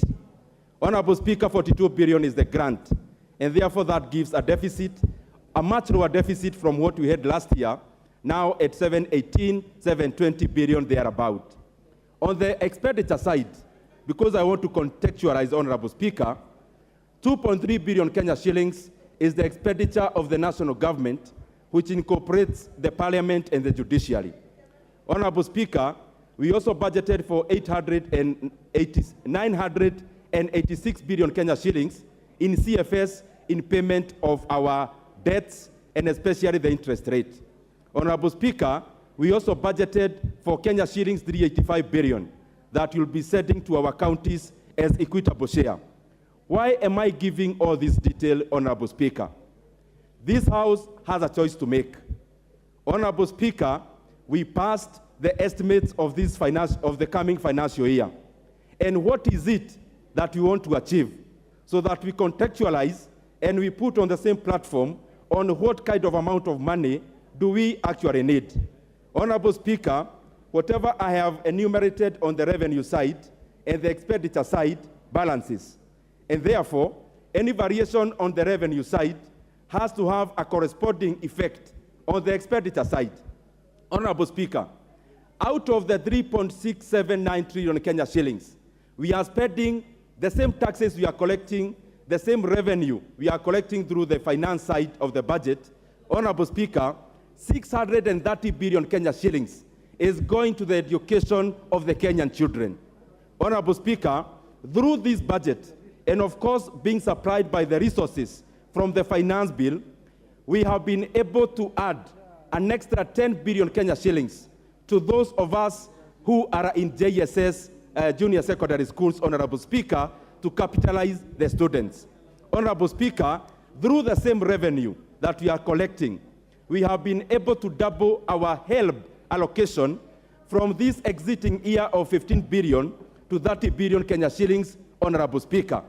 Honorable Speaker, through the same revenue, we have been able to add Kenya shillings 10 billion to NGCDF, Honorable Speaker, where every constituency will be receiving 25 million to to 45 million, depending on the formula, in the next financial year. Honorable Speaker, we have been able to add and actually double the amount of money we give to Public Service Commission in terms of hiring interns. Next year, Honorable Speaker, we are going to hire 8,000 interns instead of the 4,000 that we are hired this financial year. Honorable Speaker, we have been able to allocate 249 billion Kenya shillings to our roads. We have been able to give our farmers fertilizer. The question that we must ask as this House, as we debate the finance bill, what is it that we have a problem with in terms of the expenditure? Honorable Speaker, we have to support the revenue side of the budget because, Honorable Speaker, that is where we draw the resources to be able to take our Kenya forward through infrastructure and any other kind of development that you are undertaking. Honorable Speaker, I support 100%. Thank you, Ndindi Nyoro. The Honorable Masara.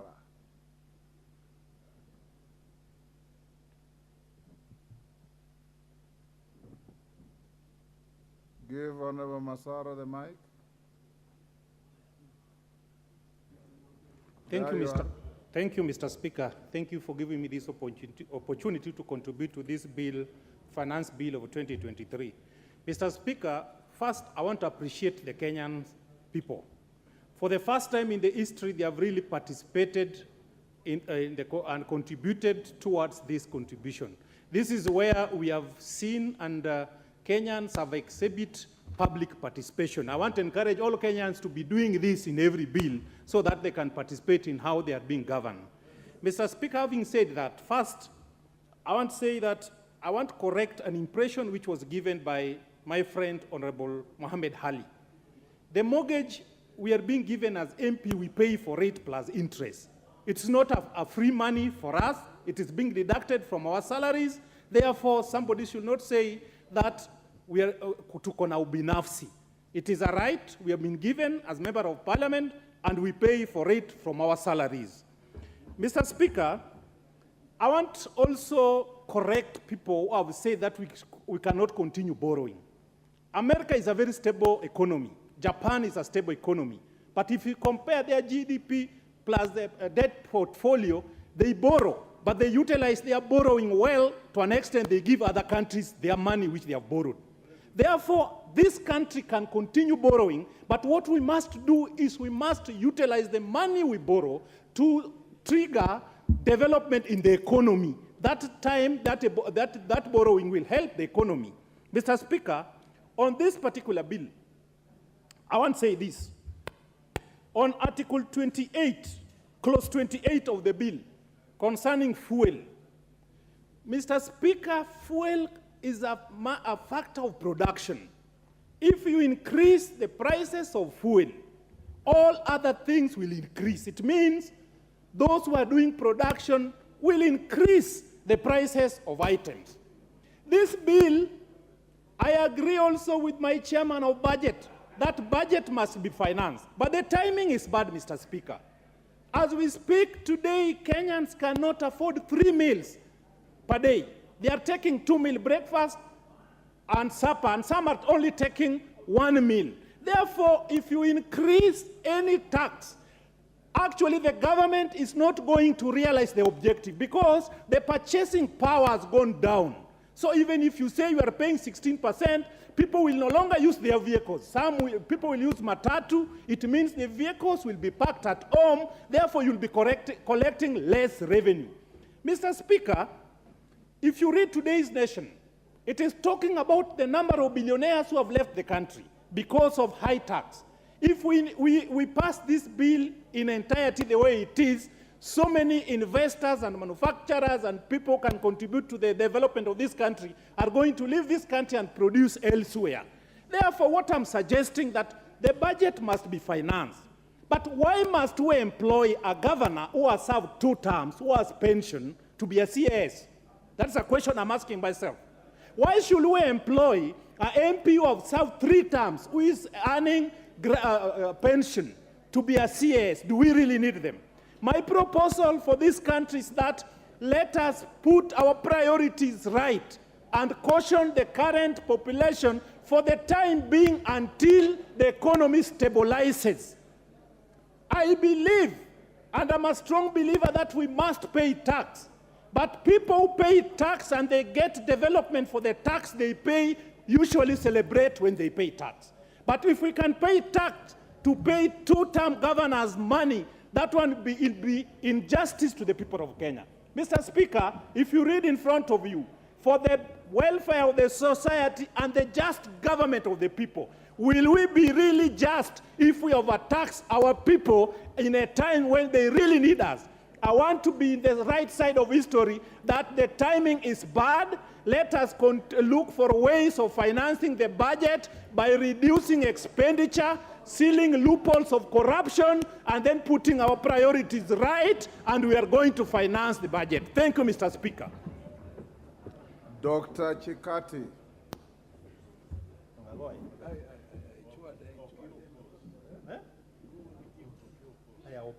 Give Dr. Chikati the mic. Here I am. Thank you. Mr. Speaker, I just want to give the summary picture of the outlook of the finance bill. And so, first of all, Mr. Speaker, the way I understand it, overall it seeks to boost the ordinary revenue as a share of GDP to 25%. And I'll give the summary picture because of time. It also seeks to increase tax compliance rate from 70 to 90%. As you know, one of the challenges facing Kenyans is the issue of tax compliance, Mr. Speaker. Thirdly, Mr. Speaker, the bill seeks to address the issue of counterfeits and expand the tax base. And the issue of counterfeits and tax evasion is a big challenge to the Kenyan community. Fourthly, Mr. Speaker, it seeks to address the issue of debt repayment and help the government to gradually reduce overall government expenditure through elimination of non-priority expenditures, elimination of consumption subsidies, use of private-public partnership in rolling out e-procurement systems and other measures. Mr. Speaker, the bill overall seeks to mobilize resources to help finance deficit, which arises out of expenditure that exceeds our revenue. So in summary, Mr. Speaker, I will support the bill. Thank you. Otiende Amolo.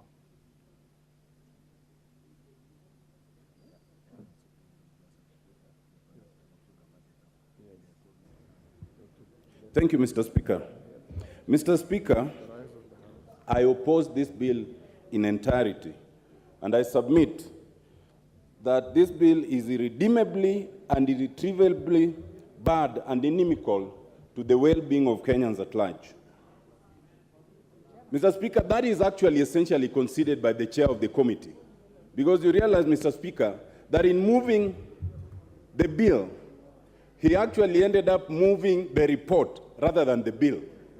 And he essentially dwelled so much on the things to be removed from the bill rather than the contents of the bill. That means, Mr. Speaker, that the right thing to do is to reject the bill so that we go back to the drawing board. Alternatively, they withdraw it and put all those things in the bill that they will bring. Because to say we intend to is a wish proposition. There is no assurance that it will be done. Mr. Speaker, 90% of Kenyans have rejected this bill. 90%. And the majority of all those who submitted their memos have also rejected this bill. Mr. Speaker, it's for a very simple reason. And the reason is this. Excessive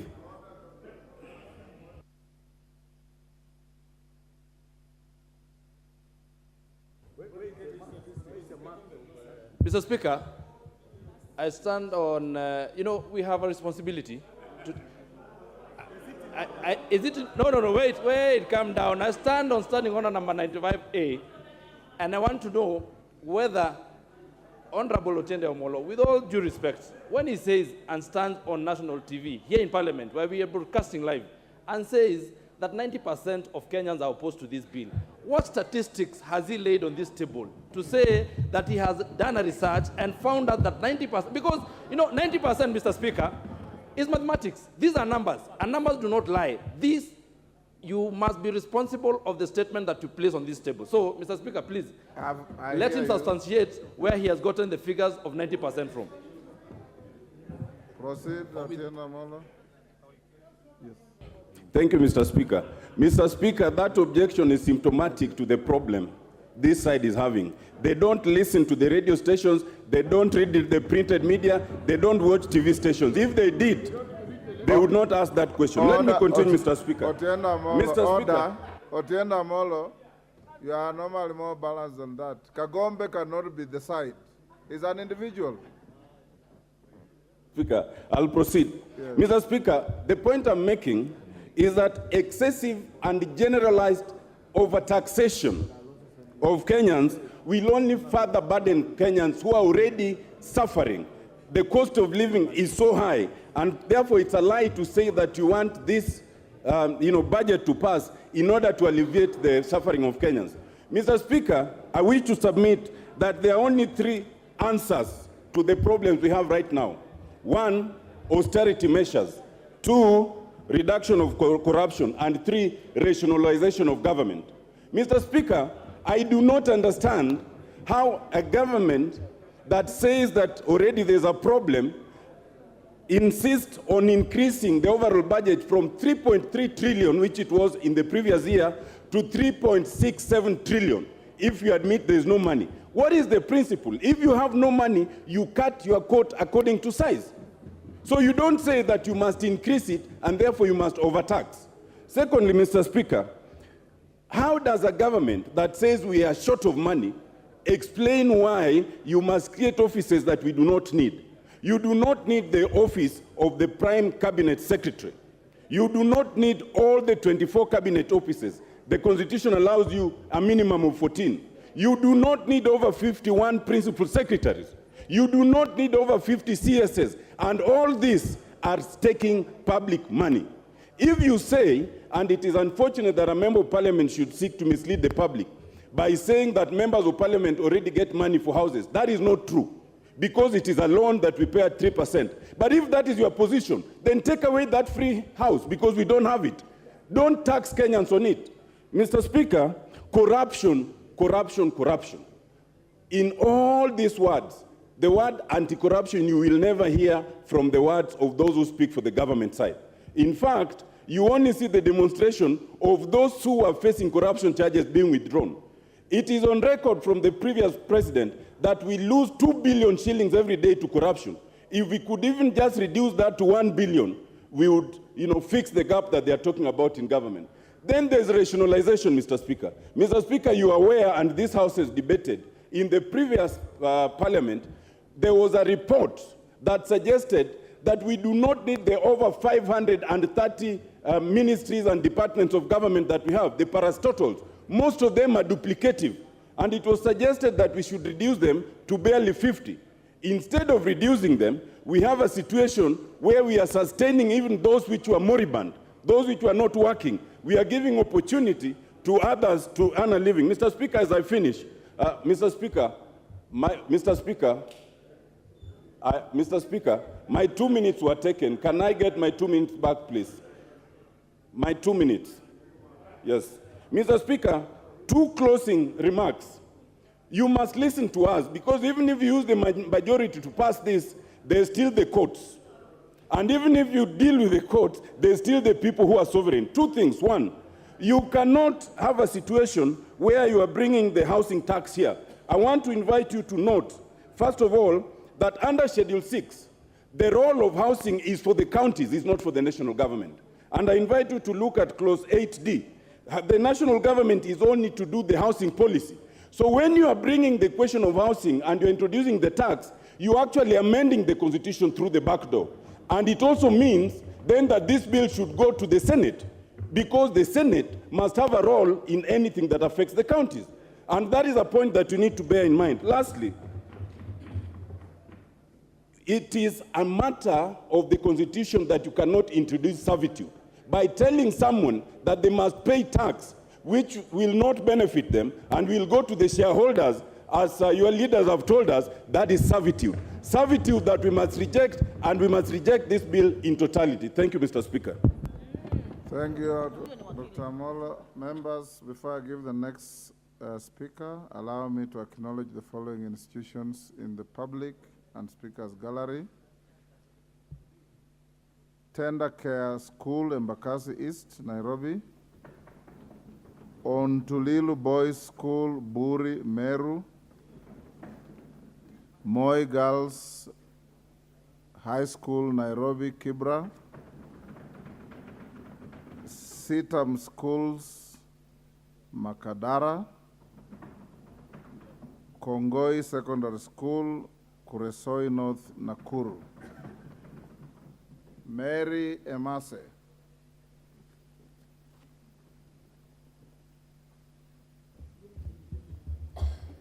Thank you, Chair, for this opportunity to contribute to this motion on the finance bill. Honorable Speaker, this is a very important bill, and members, I want to urge that we debate soberly and objectively, devoid of any emotions. And secondly, Honorable Speaker, as we discuss the finance bill, we cannot discuss the finance bill in isolation. We need to look at the entire equation holistically. Look at the budget and look at the finance bill. And I'm happy that members agree that we must raise money to finance the budget. And that is what the finance bill is all about. It proposes measures to raise money to finance the budget. So when I listen to members say that this bill does not in any way improve or should be rejected, and I look at you and I wonder, did you listen to the discussion on the budget and where we are proposing to distribute this money to? So for me, Honorable Speaker, I want to say that we must make a decision. It is a hard decision, but this is our country. We live here, and we have to make it a better country. And therefore, we must make a decision.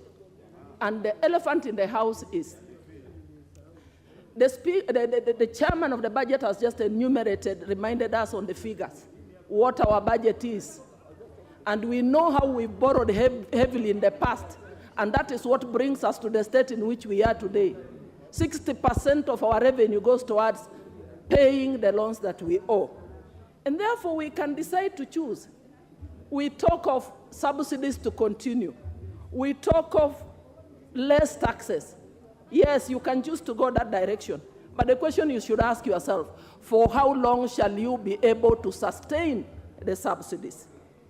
And I hear people saying, when we reduce taxes and we continue to give subsidy, we attract more investment, and then the country is able to grow.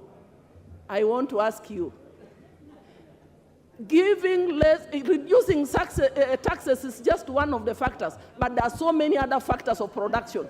You will need to provide accessibility, that's the road. You may need to provide electricity and many other factors. So it is not automatic by reducing taxes that we shall be able to spur growth and improve things.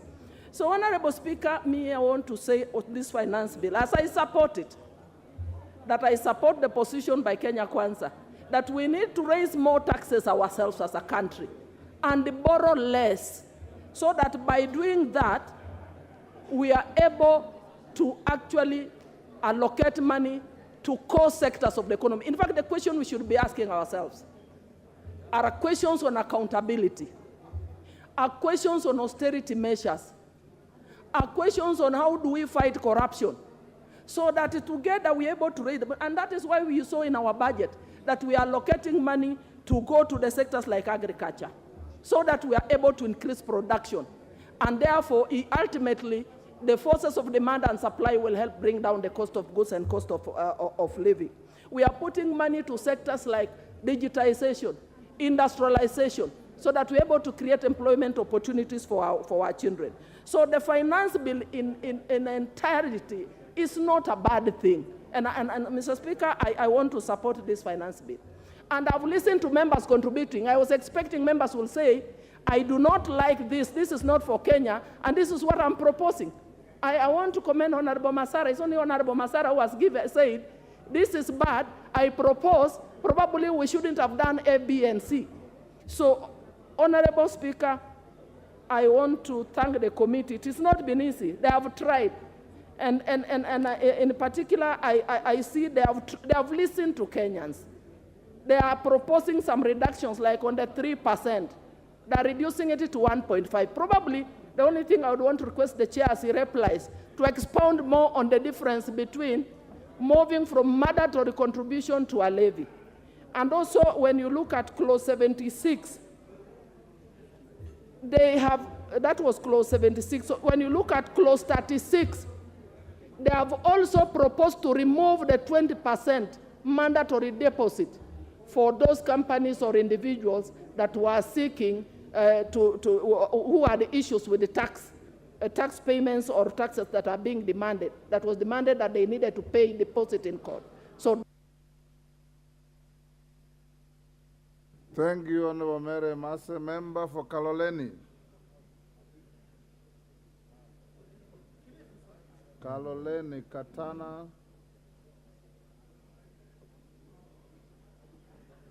Kahindi, Katana.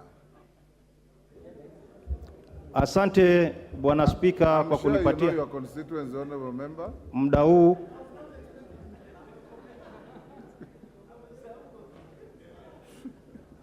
Asante Bwana Spika kwa kunipatia muda huu niweze kuchangia kwa mswada huu wa kifedha wa mwaka 2023. Mimi napinga mswada huu kwa yale yafuatayo. Bwana Spika, gharama ya maisha imepanda kiwango kikubwa zaidi. Na gharama hizi hazijui ni nani yuko upinzani na ni nani yuko ndani ya serikali. Tabu hizi tunazipata sote kama Wakenya. Bwana Spika, ukiangalia ile nyongeza ambayo inataka kuwekwa kwa mafuta, ukiongeza ushuru kwa mafuta, kila kitu kinapanda. Na anayeumia zaidi ni yule ambaye alikuwa akiongelewa, mama mboga, bodaboda, kwa sababu hakuna tofauti ya mama mboga na bodaboda na mbunge hata na rais. Kama ni bei ya mafuta, Bwana Spika, tunanunua lita moja kwa bei sawia.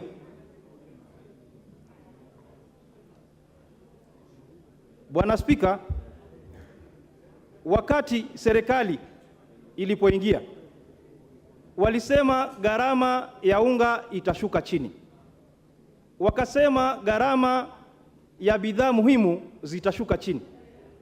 Lakini kufikia sasa, Bwana Spika, gharama zimepanda maradufu.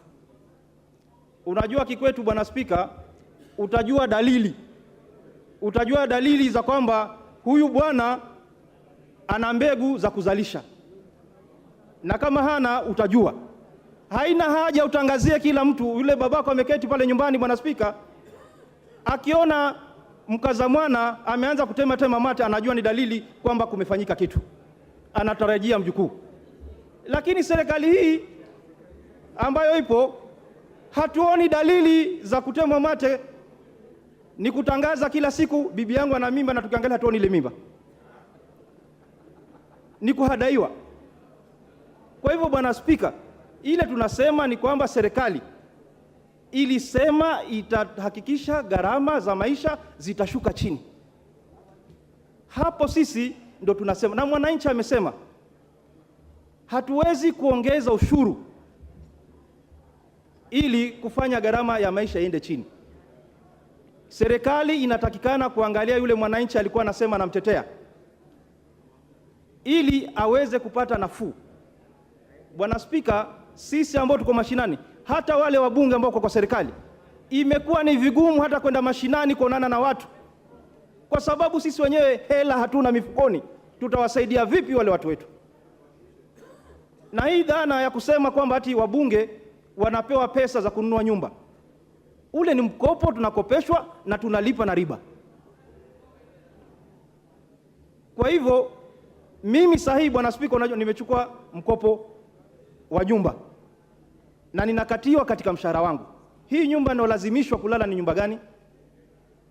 Hii ingekuwa inakatiwa kwa hiari, yule ambaye anataka akatiwe alipe nyumba, yule ambaye yuko na nyumba afanye shughuli nyingine na zile pesa zake, aweze kufanya, aezekee ili aweze kuongeza biashara yake. Bwana Spika, ingekuwa vyema badala ya kupunguza ushuru wa nyumba wangepunguza ushuru wa mafuta, gharama ya maisha ingefanya nini? Ingeshuka chini. Lakini angalia ule bodaboda ambaye alikuwa akizungumziwa, na kama ni ahadi, serikali hii imeahidi vya kutosha. Serikali hii imeahidi vya kutosha, na kama ni kulaumu pia imelaumu vya kutosha. Kile tunachotaka sahihi ni kuhakikisha gharama ya maisha inarudi chini. Bwana Spika, tunapoenda mbele itakuwa ni vigumu hata ongezeko la watu kufanyika hapa nchini, kwa sababu wavulana hawana pesa ya kuoa, hawachip. Silvanos Osoro. Thank you, Honorable Speaker. Honorable Speaker, from the onset, I want to support the report by the Finance Committee in regard to this finance bill. Honorable Speaker, I want to restrict myself to the housing thing. Honorable Speaker, I once asked my grandfather where he was when his peers were being allocated huge tracts of land, across the Gusii region. And he told me that at that point, it didn't matter to him, to own huge tracts of land, because he couldn't imagine that at some point population will grow. He couldn't imagine that at some point land will be inadequate. That is the challenge we are also facing as far as the housing matter is concerned. It is for that reason, Honorable Speaker, that today, even as a member of parliament, my house sits in a 50 by 100 piece of land. And that is my area in Gusii area. Because of the carelessness and the don't care attitude my forefathers had as far as land allocation is concerned. Honorable Speaker, it is prerogative of every government to think and create structures that define the future of a country. I get surprised, Honorable Speaker, that we are seated here just talking about matters of today, talking about matters of now, not imagining what will befall this country as populations grow day in, day out in another 20, 30 years. When members of parliament rise on their seats, telling people that housing matter is not necessary, it is not a necessity, when we all know that it is important to have food, yes. It is important to have clothing, yes. But it's also important to have shelter. And that is what this government is talking about. And when you talk about importance of having food, this very finance bill has catered for that. And that is why we are talking about zero rating, taxation on the farm inputs. In another few days or so, food production will be low in terms, the cost of food, cost of producing food will be low, food will be adequate, people will have a lot of energy, but they will not have shelter. And that is what we are saying today, Honorable Speaker, that it is important for us to pass this finance bill as far as if there is nothing else that we need to be thinking about, then let's think about this housing thing. I imagine back in my area, and I keep saying this, that Gusii, Honorable Speaker, is turning to be a village slum. There is no land, but there are some pieces of land owned by government, and that is what we want to make use of. We are telling the members of the public that even as we think about today, in another 30 years or 20 or so, we'll need now to imagine the urbanization, because Kenya is largely urban in terms of, in nature. Everyone is moving urban. But now we are telling the people this way, that through this finance bill, you will be able to have structures built by government in your own sub-counties, so that in the inadequacy of land, it does not really affect you. Your people will have shelter. because of the zero rating in terms of the farm inputs, your people will have food, then people will live very okay. And that is the essence of the finance bill. But Honorable Speaker, listening to my colleagues from the minority side, and I listened keenly to Honorable Tienda Amolo, when he raised issue in terms of, cutting down the costs, the budget appropriation. But I get surprised, Honorable Speaker. We stayed here yesterday until 10 p.m. None of the members, not a single member of the minority was in this house to challenge the Committee of Supply when we were doing allocation, except Oluoch. Except Oluoch. It is in this house that we allocate and reallocate funds. If you wanted to cut down the budget, if you wanted to downsize the surplus of a certain particular... Also be fair to Beatrice Elachi, she was here up to the end of time. I stand guided, Honorable Speaker. Yes. I was, of course, with Beatrice Elachi and Honorable Oluoch. But all the rest were not here. You are talking about cutting down the budget as far as appropriation is concerned. That is a prerogative of this House. You were not here, Honorable Tienda Amolo. So who else do you want to cut down that budget if you are not here? You are complaining that we are, collecting money left, right, and center. But we passed that budget here. We passed the surplus here. It is a shame. It is a complete shame, Honorable Speaker. And it is important for Kenyans to know that the budget is pushed through your taxes. And that is what the essence of this finance bill is all about. The budget... Give him 1 minute. Thank you, Honorable Speaker. It is through this finance bill that we're able to display where collection of money, collection of revenue is going to come from. When we passed the budget yesterday, we are justifying our collection, our source of income through this finance bill. So even as you challenge the finance bill, ask yourself, what element of this Committee of Supply did you challenge yesterday in the Committee of Supply? None. You are telling us to borrow. How do we borrow? To what extent can this country borrow? Do you want us to go to Ghana way? How do you say that you are defending the content creators? But we've displayed to you, we've been able to reduce their taxation from 15%, to less than 10%. I mean, really, why do you want to play populist politics when you also need salaries? You know very well that your classes need to be built. Your road needs to be done. You are here shouting about CDF. Where do you want money to... The Honorable Dr. Jackson Kosgei. Jackson Kosgei. Thank you. Thank you, Mr. Speaker, for giving me this opportunity. On the onset, as I present my thoughts to this august House, I wish to say I support the motion. At independence, Mr. Speaker, our founding fathers had a conversation. Where do we take our newly independent countries moving forward? And the discussion they had was that we develop a philosophy not founded on the Western capitalism purely, or the Eastern socialism, but they looked at what they called an African democratic socialism.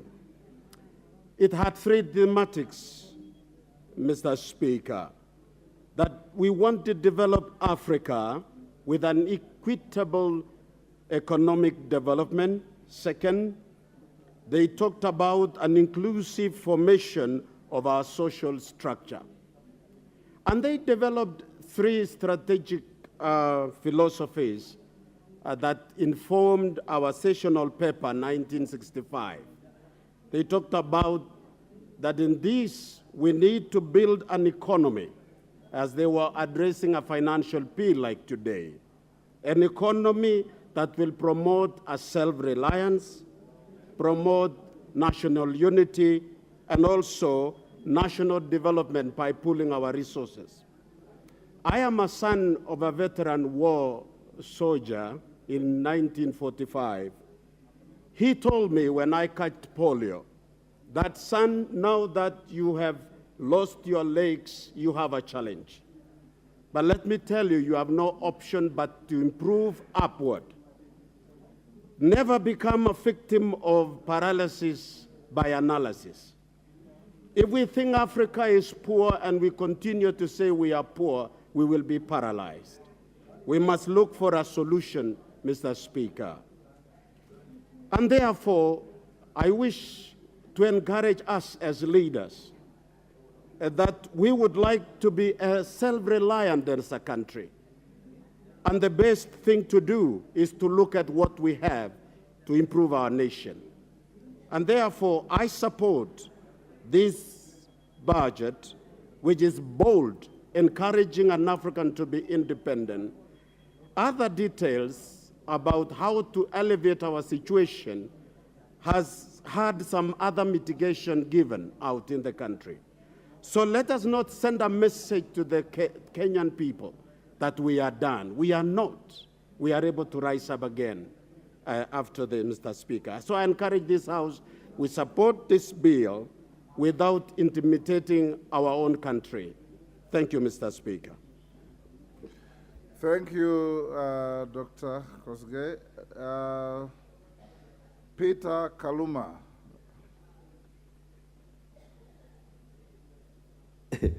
I thank you, Honorable Speaker, for this opportunity. Honorable Speaker, the main reason why parliaments exist in the world is on the doctrine that there can be no taxation without representation. And so I want to beg to remind both sides of the House that once this finance bill is passed, it will not be anybody. It will be you who taxed the Kenyans. And that is why you are elected directly by those Kenyans. Honorable Speaker, I have a problem with what is in clause 2 in terms of definition of person, and I know the chair for the committee is listening. My interpretation of what is in clause 2, if you read it together with section 26, subsection 5 of the Tax Act referred, includes everybody. Everybody, possibly in terms of the definition under that section 26, section 5, it includes your ancestors. And I fear if we don't look at it again, you will have a situation where in definition of person, you will be obligated to take over the tax obligations of your relative, including the dead one. So I want to request the Finance Committee to look at this as we proceed to the Committee of the Whole House. Honorable Speaker, I have an issue with what is at clause 36. And my view, Honorable Speaker, is that this would fundamentally deny people access to justice. Honorable members, particularly approaching elections, even in the last elections, Honorable Speaker, you remember when we were approaching, we were just hit with very big taxation claims, things we did not owe. The danger of clause 36, yes, Honorable Speaker. Order, Peter. Rahim, what is out of order? Give the mic. Thank you, Mr. Speaker. Mr. Speaker, I think Honorable Kaluma is misleading this House. He has not read the report. The committee has already proposed clause 36 to be deleted, what Treasury had proposed. So it has already been deleted. He should read the report. Thank you. Honorable Kaluma. I've read the report and they propose deletion. Until it is deleted and the House resolves so, it is part of the bill. And I want to encourage the committee that if indeed there is a proposal to delete it, let it not suffer the fate of other proposals by committees which were dropped at the floor. Because the consequences otherwise, Honorable Speaker, would be grave. And I'm telling Honorable Dawood, a person will hit you with a taxation claim of over 2 billion or 20 billion approaching elections. And you know you will not get that tax clearance certificate if you have to deposit 20 or 200 million to then proceed to exercise your rights thereunder. So it will deny access to justice, which is a fundamental right. I would request that the committee, if indeed you have recommended, proceed and deal with it.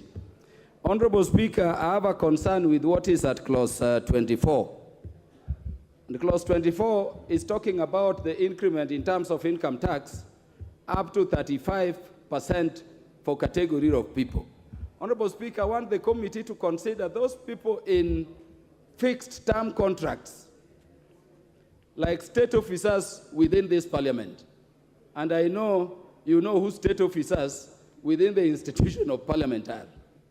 Previously, Honorable Speaker, salary increment was a right to state officers within parliament, like all other employees under the Employment Act. But Honorable Speaker, when the terms were gazetted for some officers, particularly the members here, the annual salary increment was taken away. The consequence is that so many people under that arrangement went into their single-term contract without increment. And you know the fact of the matter is that we may be talking, but so many of us do not take any salary home. You've taken mortgages. When you are increasing to 35%, you would enter into arrangements you cannot renege on. Where are you going to get this money? And you know what a mortgage is. Where are you going to get the additional 5% to pay? When I know, just like me, I don't know the others, Honorable Speaker, but me, the newspapers have carried reports confirming I earn zero pay because of mortgage. And it is a contract you cannot rewrite after you go into it. Are we going to think of situations of those fixed term contracts without annual increment, or what measures are we talking about? Honorable Speaker, the issue of VAT on fuel has been spoken to. But the fact of the matter is that this will affect everybody. And Honorable Speaker, across the world, finance bills are negotiated. Honorable Speaker, in the last parliament, I remember the regime then, the Jubilee regime, wanted to move VAT to 16. And out of negotiations weighing the situation of the economy, we settled out of negotiations at 8%.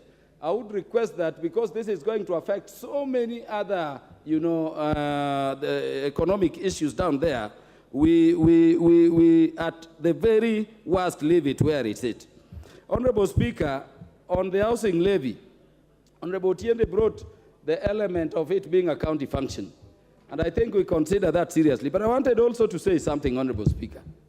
Honorable Speaker, in addition to the fact that this is a county thing, it is not defined clearly how you will benefit out of your contributions into this levy.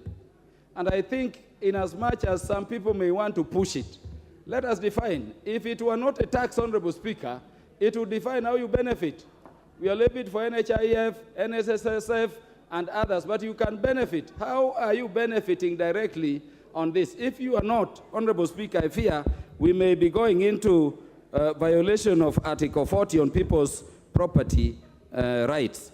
Honorable Speaker, there is an issue in clause 51. And I'm saying this, Honorable Speaker, because the chair is listening to me and the committee is there. The area of tax and amnesty, Honorable Speaker, is something we should delete from our laws completely.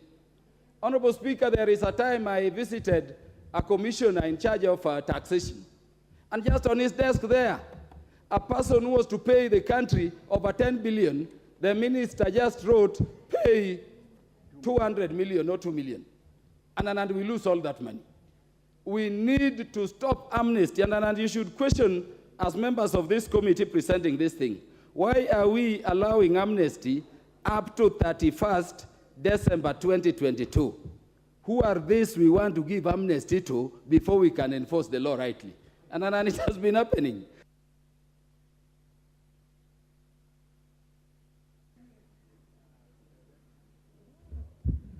Thank you, Honorable Speaker. Finish your point. Yes, Honorable Speaker, I would request that you look at that. If we are not having some fat cows to be, and I believe on taxation, nobody should be saved. Remove the idea of amnesty, let us go for people. And lastly, Honorable Speaker, each year we lose over 700 billion to corruption in this country. Look at the budget for EACC and the agencies fighting corruption, which we passed yesterday. We cannot be debating in retrospect, but I'm thinking if we were able to save that money we are losing to corruption, your budget would be, in terms of what we need, some 2.1 trillion, and we would be having a lot of money to deal with. Honorable Speaker, the problem is that we have encouraged corruption. And then people we should be taking money from are being given amnesty. I request, Honorable Speaker, that we look at all those issues among the other issues raised by the members. And so long as those issues have not been looked into, Honorable Speaker, I stand to oppose. Wakili Mureu.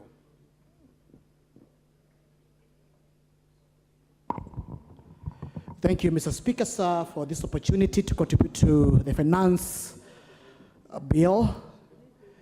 And Mr. Speaker, sir, first and foremost, I'd like to support this bill for the following reasons. Mr. Speaker, sir, this is an economic growth resuscitation bill. And why is it that? Because the interventions proposed by this bill, Mr. Speaker, is addressing the core of our economy. Mr. Speaker, sir, the finance bill is addressing on the debt level and how we can get out of that debt level. Currently, our debt level is at close to about 10 trillion. We spend over 60% of our collections to pay those debts. The second issue this bill is trying to address is unemployment. We have 6 million members of our youth who are qualified to be in employment, but sadly, they are there getting wasted. The other issue this bill is addressing is the cost of living. Mr. Speaker, sir, as you are aware, the cost of unga is high, the cost of sugar is high, the cost of education is high, and yet, Mr. Speaker, sir, our people, even in all those circumstances, they want good roads, they want water, they want bursary for their children, they want to chase away darkness by having electricity. How else, Mr. Speaker, sir, are we supposed to address all those challenges by avoiding to pay taxes? Mr. Speaker, sir, my position is very simple. If you look at the provision on manufacturing, the finance bill has addressed clearly on the issue about our industries. And it's a sad story, Mr. Speaker, sir, because currently our manufacturing is only contributing 7.2% of our GDP. It is coming down from 9.2 a few years back. I know the manufacturers have an ambitious plan to raise that to about 30% by 2030, but that cannot be achieved if we do not protect our local manufacturers. And the way to support our local manufacturers is, number one, zero rate on the excise duty, especially on goods produced locally, but also put in a tax on the goods which are imported but which can be manufactured locally. For example, things like furniture, which come in from China and other countries, put excise duty on them. Goods like sugar, goods like iron and steel, which can be able to be manufactured locally. Because again, that's the only way we can be able to resuscitate our manufacturing. Number two, Mr. Speaker, sir, manufacturing supports 40% of our employment. Today, as I said earlier, the biggest challenge is that we have highly educated young people, but they do not have employment. And the only way we can be able to address that is to ensure that we address the element of manufacturing, because that's the only way we can be able to place them in employment. Secondly, Mr. Speaker, sir, is about the issue of a digital economy. As you are aware, Kenya is one of the leading countries in terms of innovation economy. And being that, the countries all around the Kenya, they look up to Kenya to just to copy what you are doing. Look at the way we have embraced the telephonic technology, the payment system, the lending system. The countries around in Africa, they are looking to Kenya as a shining star. But the question is, have Kenyans benefited from that bubbling economy? And that's why the proposal to put in a tax is for purposes of that industry to contribute to the nation, to contribute to the economy of this country, as we also along the way create employment. Thank you, Mr. Speaker, for that opportunity. And I support this bill. Fatuma Jeho.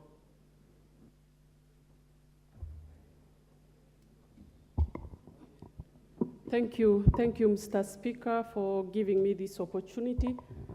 I rise to oppose this bill, Mr. Speaker. Mr. Speaker, there is no doubt that we are on an economic downturn. Our economic is collapsing. Mr. Speaker, today, if we were given this bill and none of us were a member of this honorable House, I can assure you none of us could have passed this bill. I say that, Mr. Speaker, because of few reasons. I'll start with the housing levy, Mr. Speaker. I've just looked at the report, and they are telling us they have proposed 1.5, Mr. Speaker. And looking at the report, they are telling us they are going to build 50,000 affordable housing. I would like to ask these honorable members and the chair of this committee, have you given us the timeline of this proposed affordable housing? What is the budget, Mr. Speaker? How many Kenyans are they going to be occupied in these 50,000 houses? Out of the 50 million Kenyans we have, I would like to take an example of a pay slip of a teacher or a police officer, Mr. Speaker. Mr. Speaker, I wish I came with a pay slip of a teacher. These people are serving so many loans, Mr. Speaker. We are adding for them a housing levy of 1.5. How are they going to pay, Mr. Speaker? Our police officers are dying out of depression because of the loans they are paying. We cannot add for them, Mr. Speaker. Mr. Speaker, I would like to say collecting and taxing the citizens is not a bad thing. But it's not the right time for the people to be taxed. It has come the wrong time, Mr. Speaker. It's about our people, the people we represent, Mr. Speaker. Today, I would like to take this opportunity to talk to His Excellency the President. The people who are seated on the other side, Mr. President, are not passing this bill because they want it. They are doing this for you, Mr. President. Mr. Speaker, I want you to protect me, Mr. Speaker. Mr. Speaker, history will judge us for passing this bill, Mr. Speaker. Let me go to manufacture. There is no point of order here, Mr. Speaker.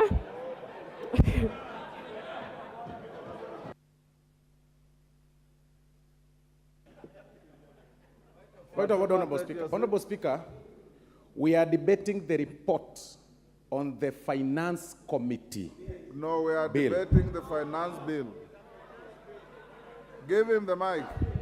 Honorable Speaker, it is not in order for the Honorable Fatma to impute improper motives on her colleagues as far as this House is concerned in terms of the debate. He's saying we want to please the President. Honorable Speaker, this bill is not owned by the President. It is owned by this House, Honorable Speaker. And she has an opportunity to support or oppose. And the majority will have their say, minority will have their way, minority will have their say. So it is wrong for her to impute improper motives on her colleagues and say we want to please the President. I mean, really, it's wrong. It's an insult to the colleagues. It's an insult. And she doesn't even come to the House. Order. Fatuma, each member is here in their own right. So restrict yourself to the bill. Okay, thank you, Mr. Speaker. I will continue by what I was saying, Mr. Speaker. I am here as the county MP for Wajir. I'll speak out my mind and I'll say what I think is right, Mr. Speaker. Mr. Speaker, I'm here courtesy of the people of Wajir and I represent Kenyans equally, Mr. Speaker. Mr. Speaker, I would like to touch on the manufacturing. There is no doubt that the manufacturers are leaving Kenya, Mr. Speaker. Today's paper, we have seen the billionaires are leaving Kenyans. It has come to our attention. Most of us, we need to do something, Mr. Speaker. If you look at M-Pesa, right now the government is spying on our M-Pesa transaction, Mr. Speaker. We cannot even deposit 100,000 on our M-Pesa account because it's taxed, Mr. Speaker. Honorable members, we just need to put our foot down and just think, for heaven's sake, Mr. Speaker. It's not about which party you belong to. What's your point of order? Give the mic to Honorable Kagombe. Yes, there you are. Mr. Speaker, again, I rise on standing order number 91-1. And when you say, that is a very grievous accusation of the government, that the government is spying on Kenyans on M-Pesa. That is something that needs to be substantiated because this House has a responsibility to debate such a breach of privacy of Kenyans, and therefore the honorable member cannot just stand here and talk about it and move on. So we need to substantiate what you're saying. Number two, we are discussing the finance bill, Mr. Speaker. And this finance bill, Mr. Speaker, has got nothing to do with the issues that she's raising. That is an issue that she can come and she knows the way to raise such an address and such an issue to this House.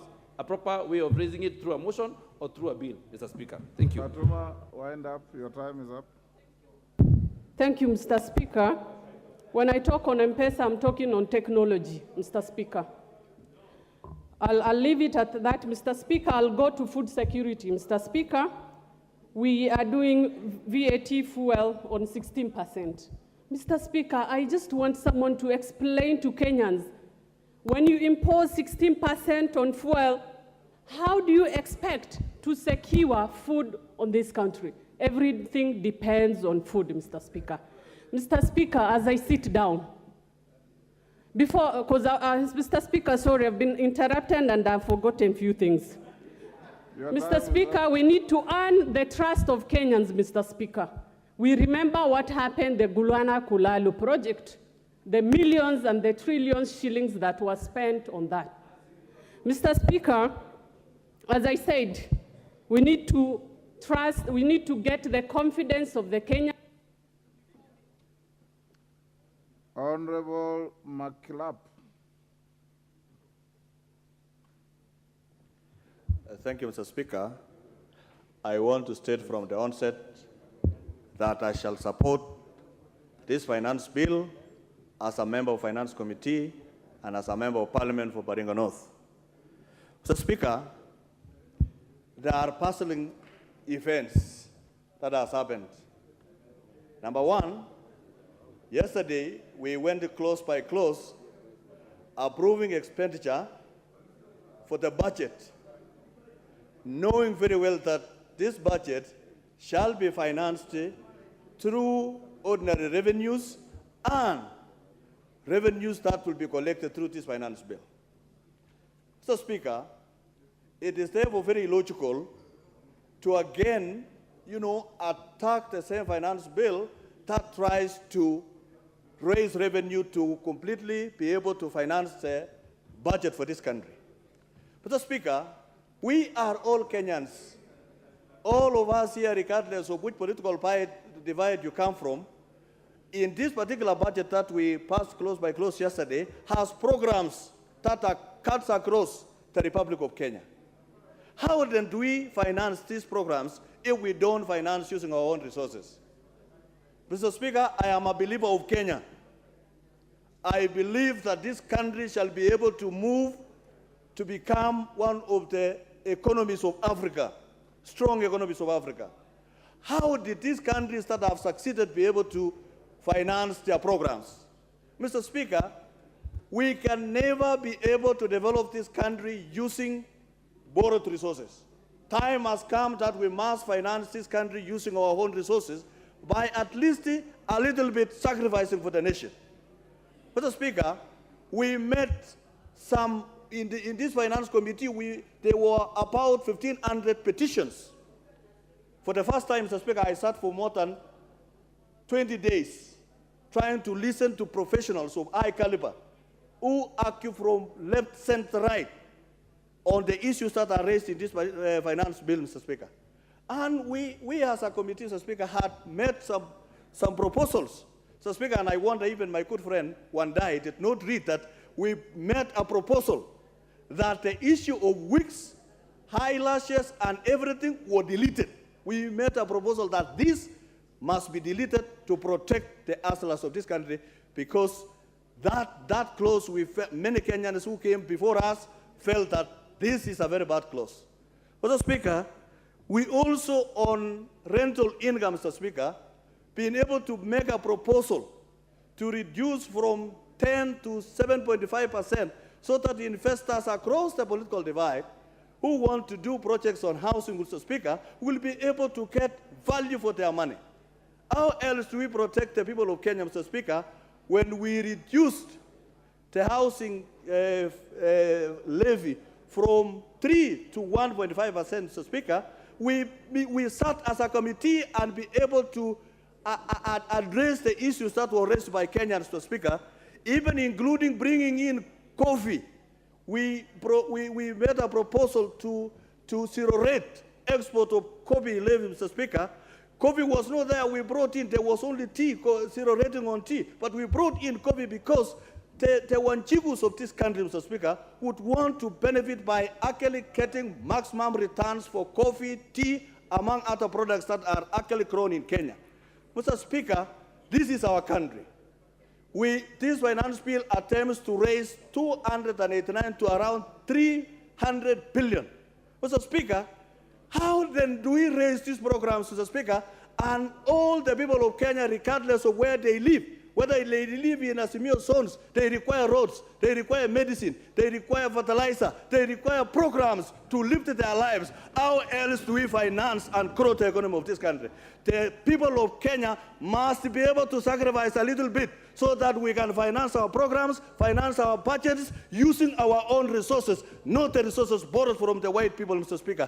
Enough is enough. We must grow our economy using our own resources and using ourselves, Mr. Speaker. We must be able to contribute. Azimio people do not live outside Kenya. They live in Kenya together with all of us. And we must know that this is our country, and we must work together, pool up resources, provide solutions rather than attacking everything in this finance, Mr. Speaker. Let us provide solutions for the welfare of the people of Kenya, because this is our country and we can.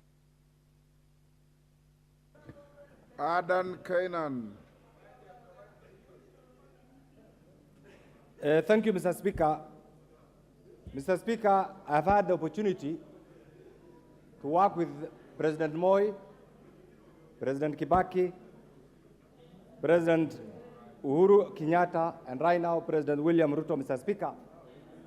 And we must all accept that we have a beautiful country called Kenya, Mr. Speaker, which all of us as individuals, as groups, must accept and believe in.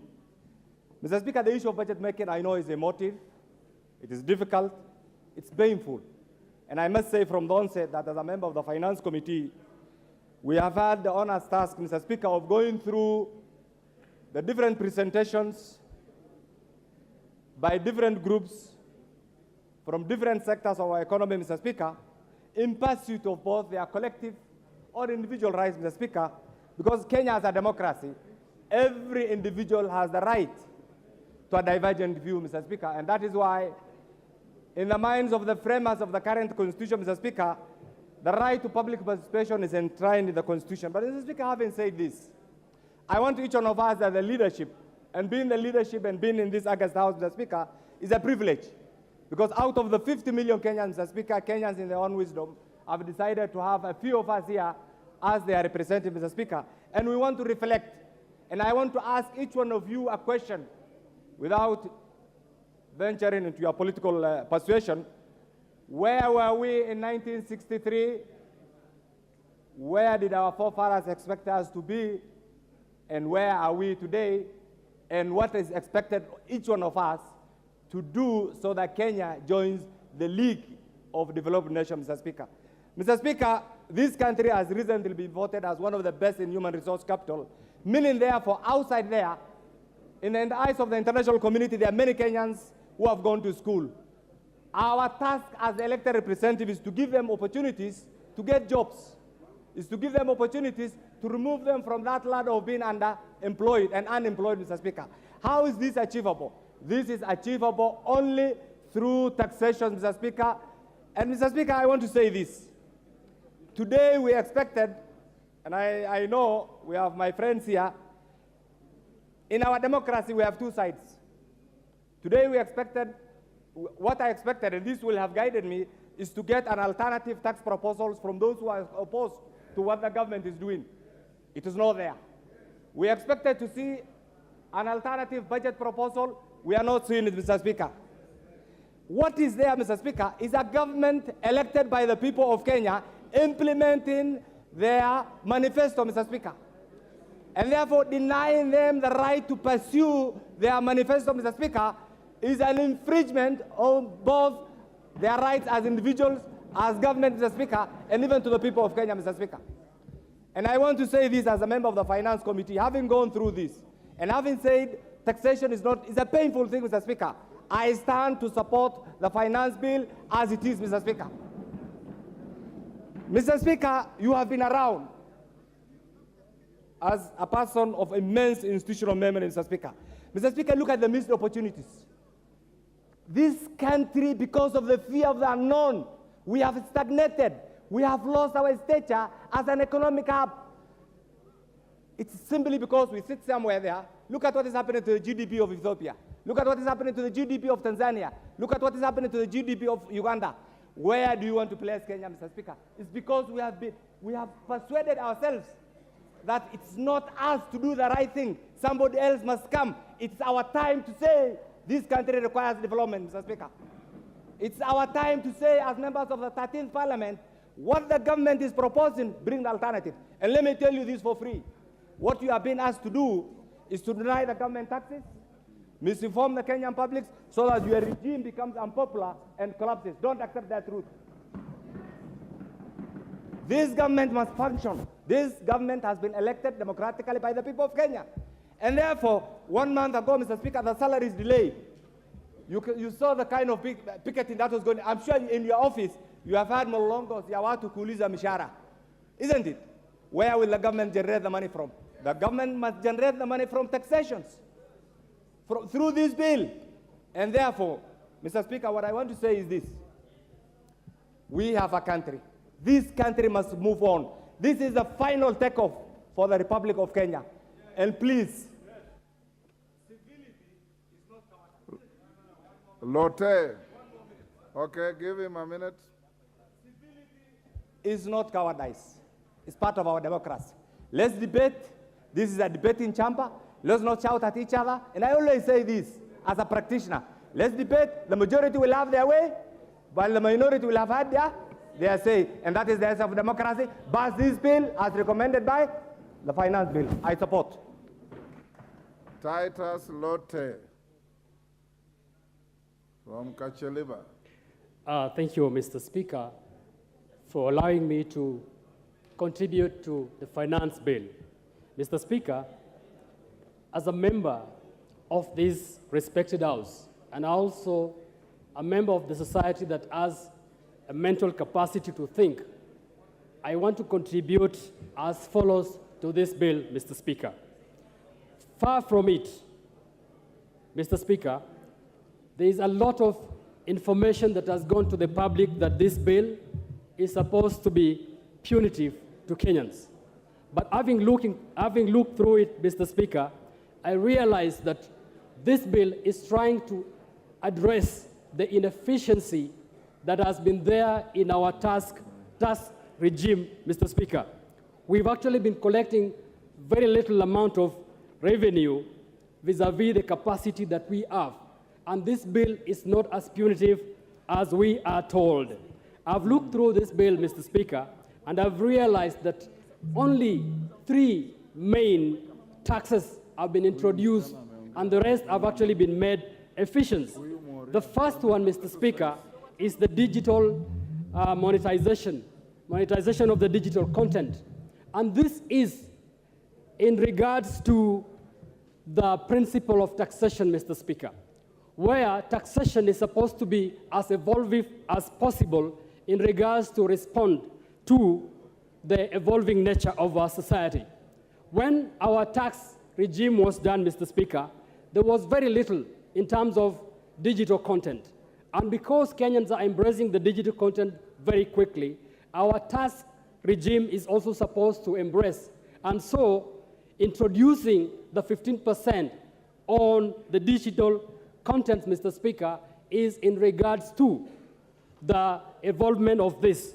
This is very nice, Mr. Speaker, because we've actually seen our revenue falling because a lot of advertisements, a lot of our contents are actually becoming digital. And so the mother of our taxation is also reducing because we cannot now net in the traditional taxes. So, Mr. Speaker, I think it is important that we actually also go along with the digital migration. The other tax that I've seen as new is the club entrance fee, Mr. Speaker. Initially, this club entrance fee was free, and it's only for the privileged, Mr. Speaker. The club members that are sitting here are paying hundreds of thousands to millions to clubs, and yet they are supposed to be exempted. There is no common man, there is no common person that actually benefits from this. I actually love the fact that we need supposed to introduce a tax to this club so that we net in these people that are actually in clubs, clubbing and using a lot of money and want to be exempted. The other one, Mr. Speaker, is the introduction of the 5% withholding tax on advertisement. Mr. Speaker, there are a lot of diseases that are coming to this country because advertising has become so cheap that people are misleading Kenyans. We've actually seen people being conned. We've seen people buying products that are not necessary because there is no tax on advertising. Mr. Speaker, introducing a 5% withholding tax on this will actually safeguard Kenyans from the conmen that are actually advertising if they are allowed to advertise for free. Finally, if I go to the housing, Mr. Speaker, I want to say that this country, we host the 3 main out of 10 slums in Africa. And until we actually agree to say we want to move out of the slums, we will continue premising and saying that we are not ready. We should be ready as now, Mr. Speaker. We want to move from being a country that is living in slums to a country that is supposed now to be a developed country. Mr. Speaker, if I look at the superhighway, the Thika superhighway, if I look at the SGR, I look at the Nairobi Expressway, everybody in this country, the people of Kachaliba contributed to it, Mr. Speaker, and yet they don't use it on everyday basis. So even this housing, we are all supposed to contribute to it because at the end of it all, when Kenyans get houses, whether you get it or not, it is for the common good of this country. So, Mr. Speaker, I stand to support. Thank you.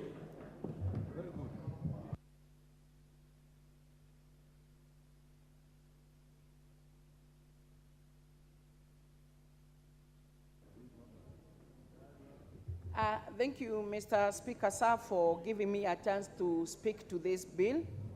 And I first of all start by congratulating the Committee on Finance for the tedious and good work that they did, and even all the way to calling out the public participation. Mr. Speaker, sir, yesterday we concluded on the Committee on Supply on the budget. And we were able to adopt and to pass this, Mr. Speaker. And therefore today, we are discussing the finance bill, which is supposed to look for money to finance to run this budget, Mr. Speaker. And therefore, I failed to understand how yesterday we can be able to pass the bill on the Committee of Supply, and today we start going against on how to finance it. Mr. Speaker, sir, our budget of 3.67 trillion must be financed by the people of this Republic of Kenya. Mr. Speaker, sir, let us not go out and not be realistic and even play politics, populist politics, to tell our people that we are against the finance bill just because there is the taxation. Mr. Speaker, sir, there is no other way that we can be able to finance our budget other than through the taxation. Mr. Speaker, all of us, we understand that the cost of living is not good to all of us. We also understand that there is the debt that was left by the last regime, Mr. Speaker. We also understand there is unemployment and so many other. And therefore, as a government, we must look into how we are going to focus on areas to stimulate the economic growth and reduce the cost of living, among other development measures that are awaited by our people. Mr. Speaker, sir, I'm surprised to see the Azimio coalition standing up and going against this finance bill. Yet all the time we see the government officers visiting their areas.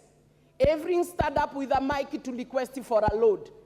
Another one requested for the installation of electricity in their rural areas, the constituencies. They also speak a lot about the health. They speak a lot and to so many other areas. My question today, how do we finance for all the requests that you put? And that time you are taking the mic to ask that. It is so that your people can hear that you are really asking from the government so that they may get the development.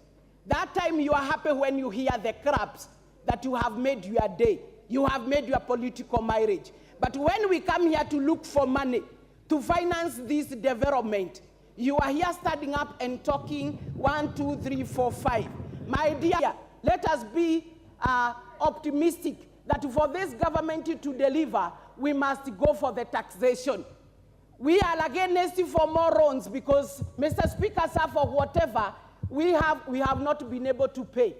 You have heard from the budget committee, they are saying 60% of our finances that we have is going to finance the loans. Mr. Speaker, sir, it is only 40% that is being left for the development and also for the recurrence. So, Mr. Speaker, we must struggle to make sure whatever our people are waiting for, we look for it, and it can only come from the taxation. And we are taxing those who are employed. We are taxing those who are in business. We are taxing those who have good supper or dinners. Mr. Speaker, sir, the people that we are looking for do not have anything to put on their table.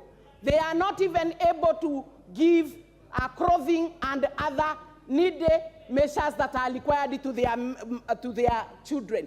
So, Mr. Speaker, sir, we must realize this. Mr. Speaker, sir, I want to speak a little onto the housing fund. We have really put a lot of politics when it... Time is up. Memusi Kanjori.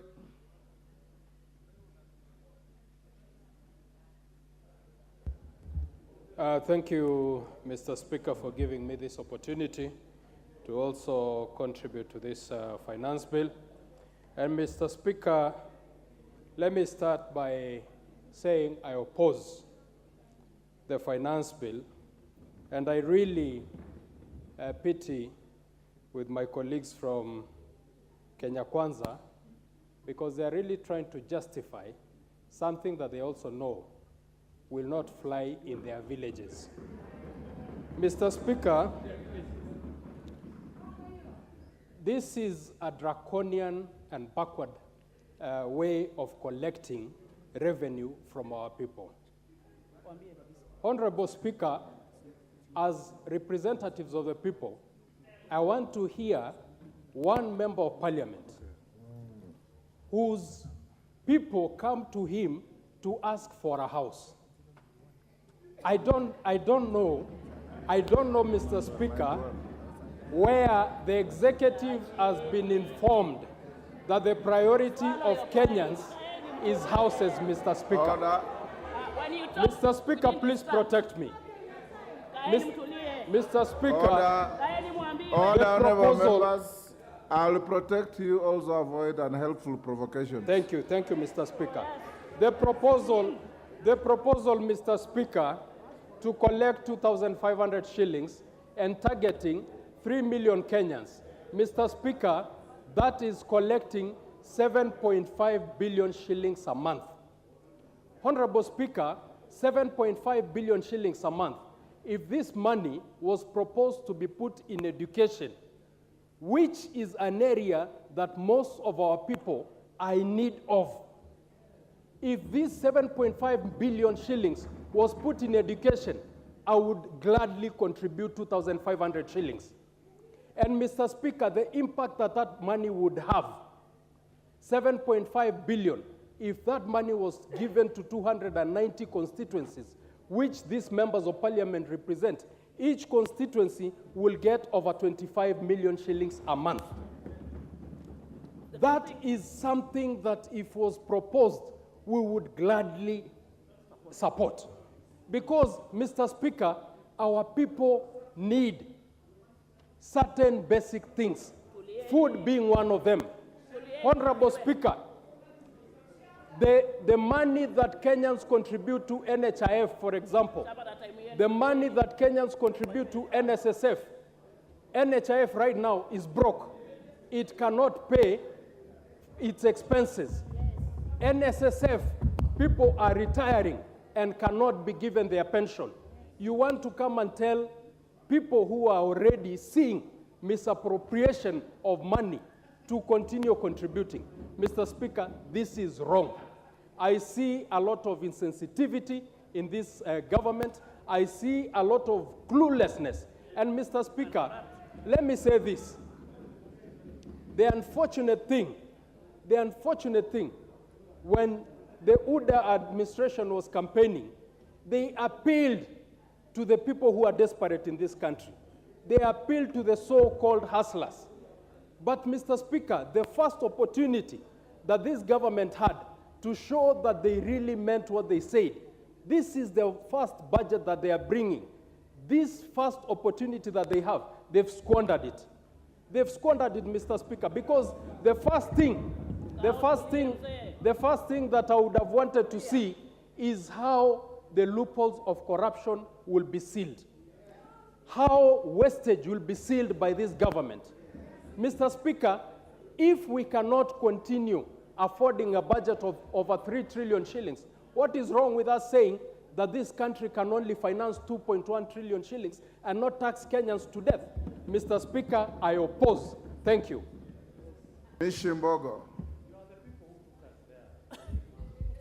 Thank you, Honorable Speaker. Honorable Speaker, from the onset, I want to strongly oppose this finance bill.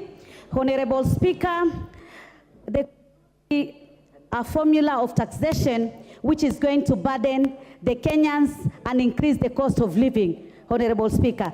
Honorable Speaker, increasing the fuel levy to 16%, it means the cost of production is going to be high, the cost of transportation is going to be high. It will also affect agriculture because agriculture depends on machinery and the machinery also depends on diesel and petrol power. Order, Honorable Speaker. Order, Mishimbogo, you'll have 4.5 minutes. You will be the first in the afternoon. Members, you may rise. It's now 1 o'clock. We'll take a lunch break and resume at 2:30.